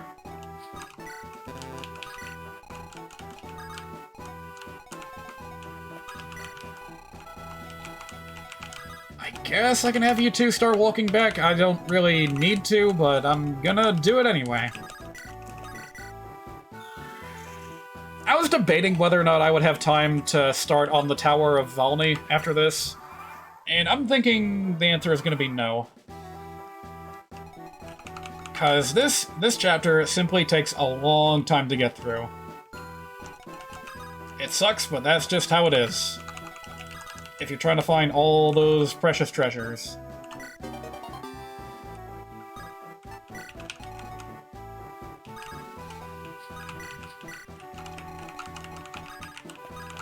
Alright, I'm gonna see if I can get someone to lighten Renek's load a little bit, and then he can steal from the boss, and then I can take him out with whoever.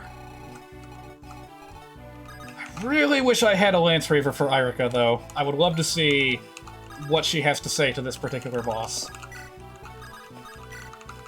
Safely. Because I think in this current situation, if the boss triggers Luna, then she's dead. Maybe I'll make a save state just to show off what she says. But that'll be about all I can get away with, really.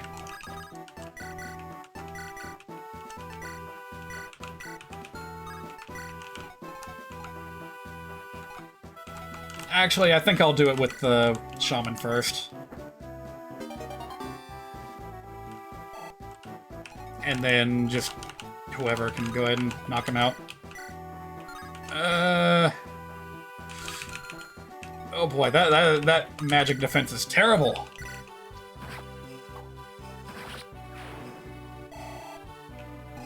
Alright, whatever. It works.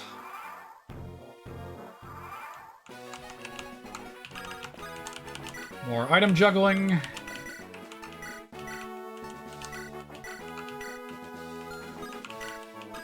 Alright, now we can finally steal that shield. Honestly, having done that, I could shoot him down with arrows now, because that's what the Feely shield does. Protects against, like, arrow damage.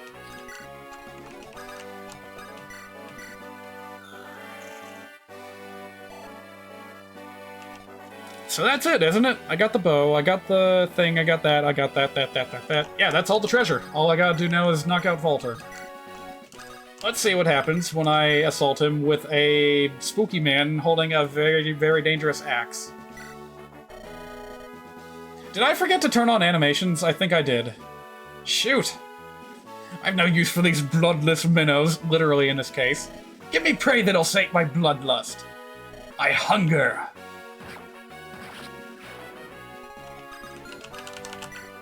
Yep, I totally forgot to turn on animations. I really, really need to see this phantom animation, make sure it works. Sorry about that. That's entirely my blunder.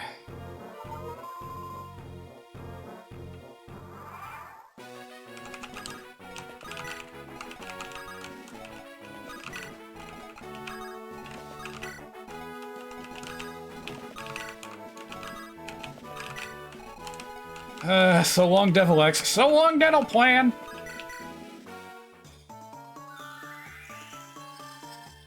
You're the reason I turned off animations to begin with.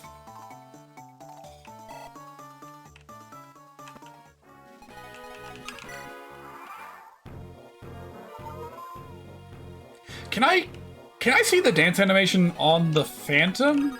That's gonna be weird. Yes, I can. Okay.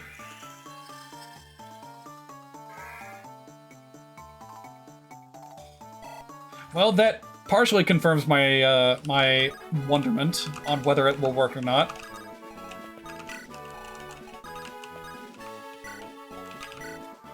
Alright, I've just left Joshua behind. Alright, let's see what happens now. Nice! I love those sound effects. How did he miss twice? Alright, let's see what happens with other characters. I am again going to make a save state here, just because I want to see what people have to say. But I do not want to risk getting a game over. So, here we go. And the frame rate's gonna get tanked. As usual. I've been waiting for you, Irica. Who are you? Have you forgotten? We met once at Castle Renee. No? Look closely, Irica. Do you not remember the face of he who will master you? Huh? Yes, resist. It's much more fun that way. Come, Irica. I should like to tame you. That strikes remarkably close to a certain meme that we may have seen on the internet. It's related to Wordsworth, if you know what that is. I'm here on a mission. One that I swore to my brother I would fulfill. I will not be stopped by the likes of you. But yeah, he is very magically tanky, so I don't imagine that's gonna work anytime soon. God, I hate it when this happens with the frame rates. Shoot. I think I'm just gonna have to endure it, because we're almost done anyway. Would anyone else have something to say to Volter? Dussel, maybe? Yeah, sure, let's see if they have anything to say. They do not. Well, color me surprised.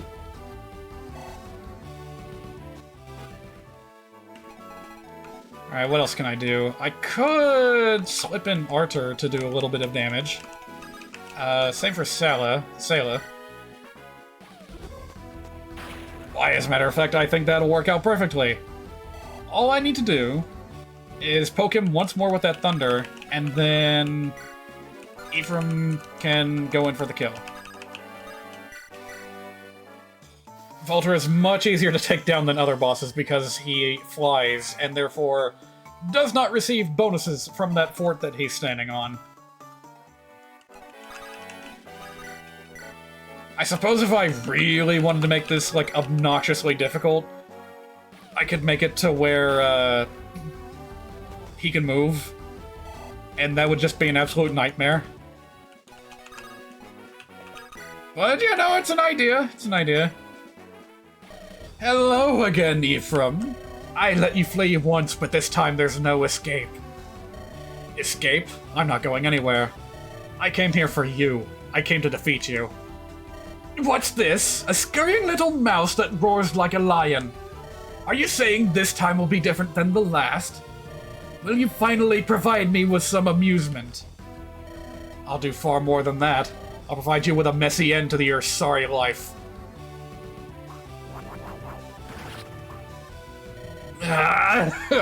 Excuse me. Alright, well, you certainly deserved that.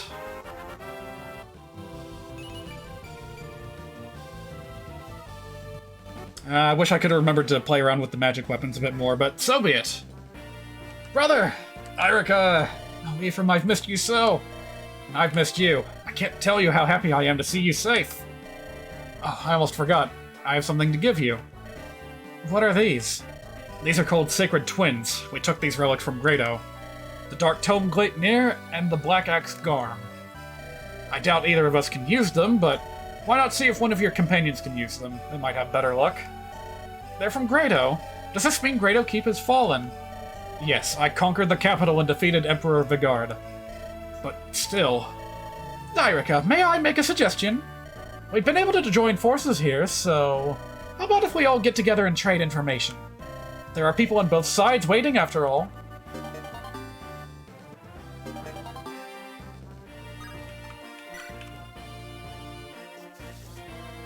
Meanwhile, in this very specific fort, I see unfamiliar faces among you here myself, so... got those sentences mixed up. Allow me to introduce myself. I am Ephraim, Irica's brother and Crown Prince of Renee. And I'm Princess La Rochelle of Ralston. The pleasure is mine, of course. I'll begin by telling you of how we've fared in our mission. We've seized the Grado capital and defeated her Emperor Vigard. Grado's capital guard have, to a man, surrendered and laid down their arms. Pockets of resistance remain, but the war itself is over. Is that so? However, something remains that still bothers me. A Grado man named Noel told me about something called a Dark Stone. Their mages had uncovered lore that led them to craft a powerful magic stone. This Dark Stone may have been the catalyst of Grado's transformation. It seems to be the source of that black wave of energy Myr described. Vigard died some time ago, but the power of the stone played him like a puppet. The war and everything that passed since was planned by the Dark Stone's master. Well, who is it? I still can't believe it, but I'll tell you nonetheless. According to Noel, the man behind this is Lion, the Imperial Prince. He said Lion's got the Dark Stone. Figures it's Prince Lion. No, that doesn't make any sense. Ephraim and I know Lion better than that. We've been friends for years. Lion's not the sort of person who could start a war like this. But Irica, I saw Lion recently. Ephraim, you might know this, but after I abandoned the sea route to Ralston, I traveled overland with Prince Innes to Johanna. We ran into trouble with Grado's forces, and I chanced upon Lion. He didn't share the details of his situation, but he intimated that he was on our side. Despite all appearances, he was on our side. So Lion... Irica, I also met Lion. Did you really? Yes, but he was like a completely different person.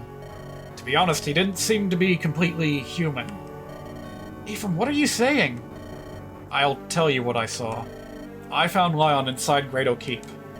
This is what he told me. He said he was behind this war. He said he'd befriended us solely so that he could one day invade Renee.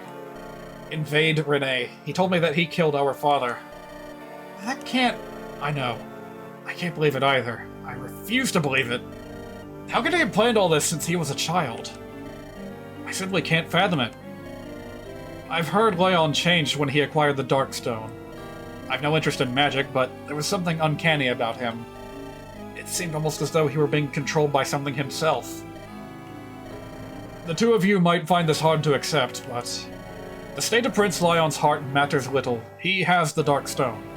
That rock is the cause of all that's happened. The prince must be stopped.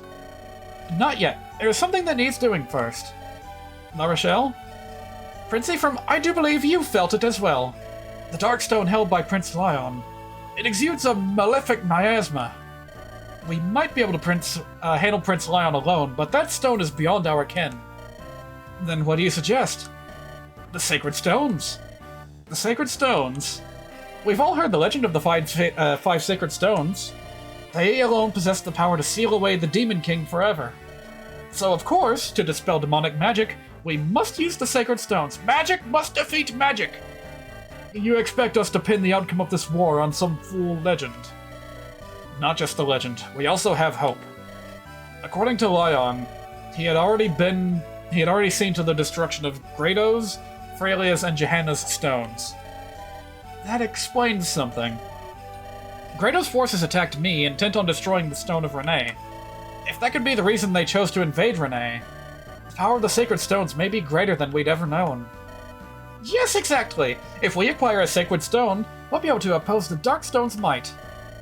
But 3 of the stones have been shattered, and our options are few. Do you suppose that during the invasion of Renee... No, I don't think so.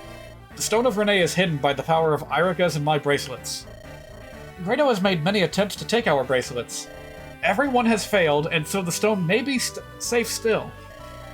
We have to confirm that, of course. We've defeated Grado, and we must turn our eyes to our homeland. It's time to return to Renee. There you are. Lady Myrrh. Sailor!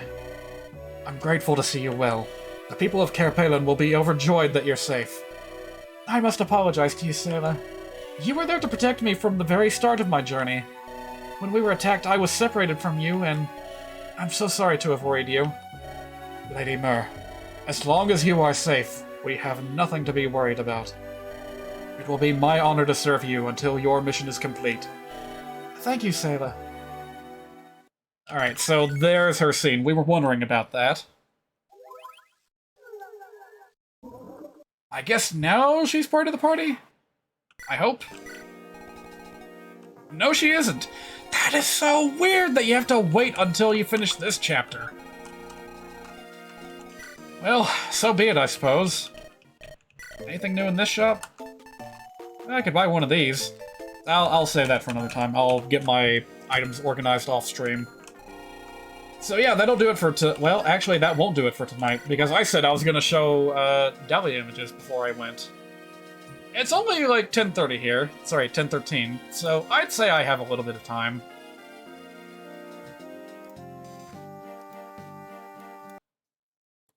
Hello there, Leon. You arrived just as I finished with the game. Sorry about that.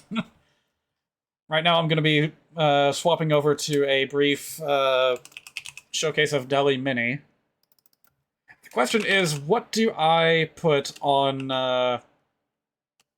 the Twitch category? Yeah, there's not really a good category for this, is there? I could type in AI Dungeon, but that would be a little bit misleading, because that's actually considered, like, a game. Maybe I should just call it just chatting. Yeah, we'll go with that. Is she as OP as she is in Fire Emblem Heroes? I'm actually not sure. In the base game, not really, because her weapon can break, and you only get 1 Dragonstone in the entire game, which is kind of ridiculous, but that's how it's been in old Fire Emblem games historically. You only ever get 1 Dragonstone, and you gotta use it like a super weapon. So she was still very, very powerful. That Dragonstone gave her ridiculous stat boosts, especially to her defense. So you could easily put her on the front lines, and she would tank all kinds of damage and just completely wipe out the enemy with a single strong blow in return. But I'm gonna be trying to rebalance her to make her less almighty. Like, still worth using, still worth training. But we'll see how it goes. That's definitely going to be a priority for this project, is making sure to rebalance her effectively. Alright, so before I forget, there are some weapons that I neglected assigning ranks to. So I'm going to do that real quick before I close out of here. Let's see, those being new weapons a ways down. Where's that silly bow? Here we go. Oh, I didn't give it to this one either. I don't remember what I initially wanted to make these into, but I guess I'll do B rank for the Valkyrie bow and a C rank for the barrier bow. Whatever that is. 81, 71, 71. Okay. And I also have to do likewise with the Flame Lance, which I think I'm giving all the magic weapons B rank for the most part. Let me double check. I'll put on some music here in a minute to pass the time as we go through Dali, but 121. Okay, yeah.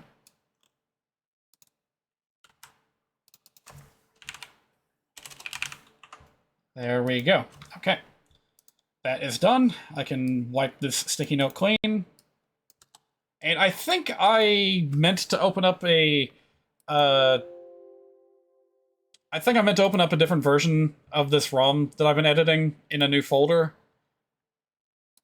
And I forgot to do that, so pardon me while I clean out the new folder that I made, because there's nothing in it. There doesn't need to be anything in it. I'm just going to move this after I'm done with the stream. Okay. Now we have saved, and now we are good.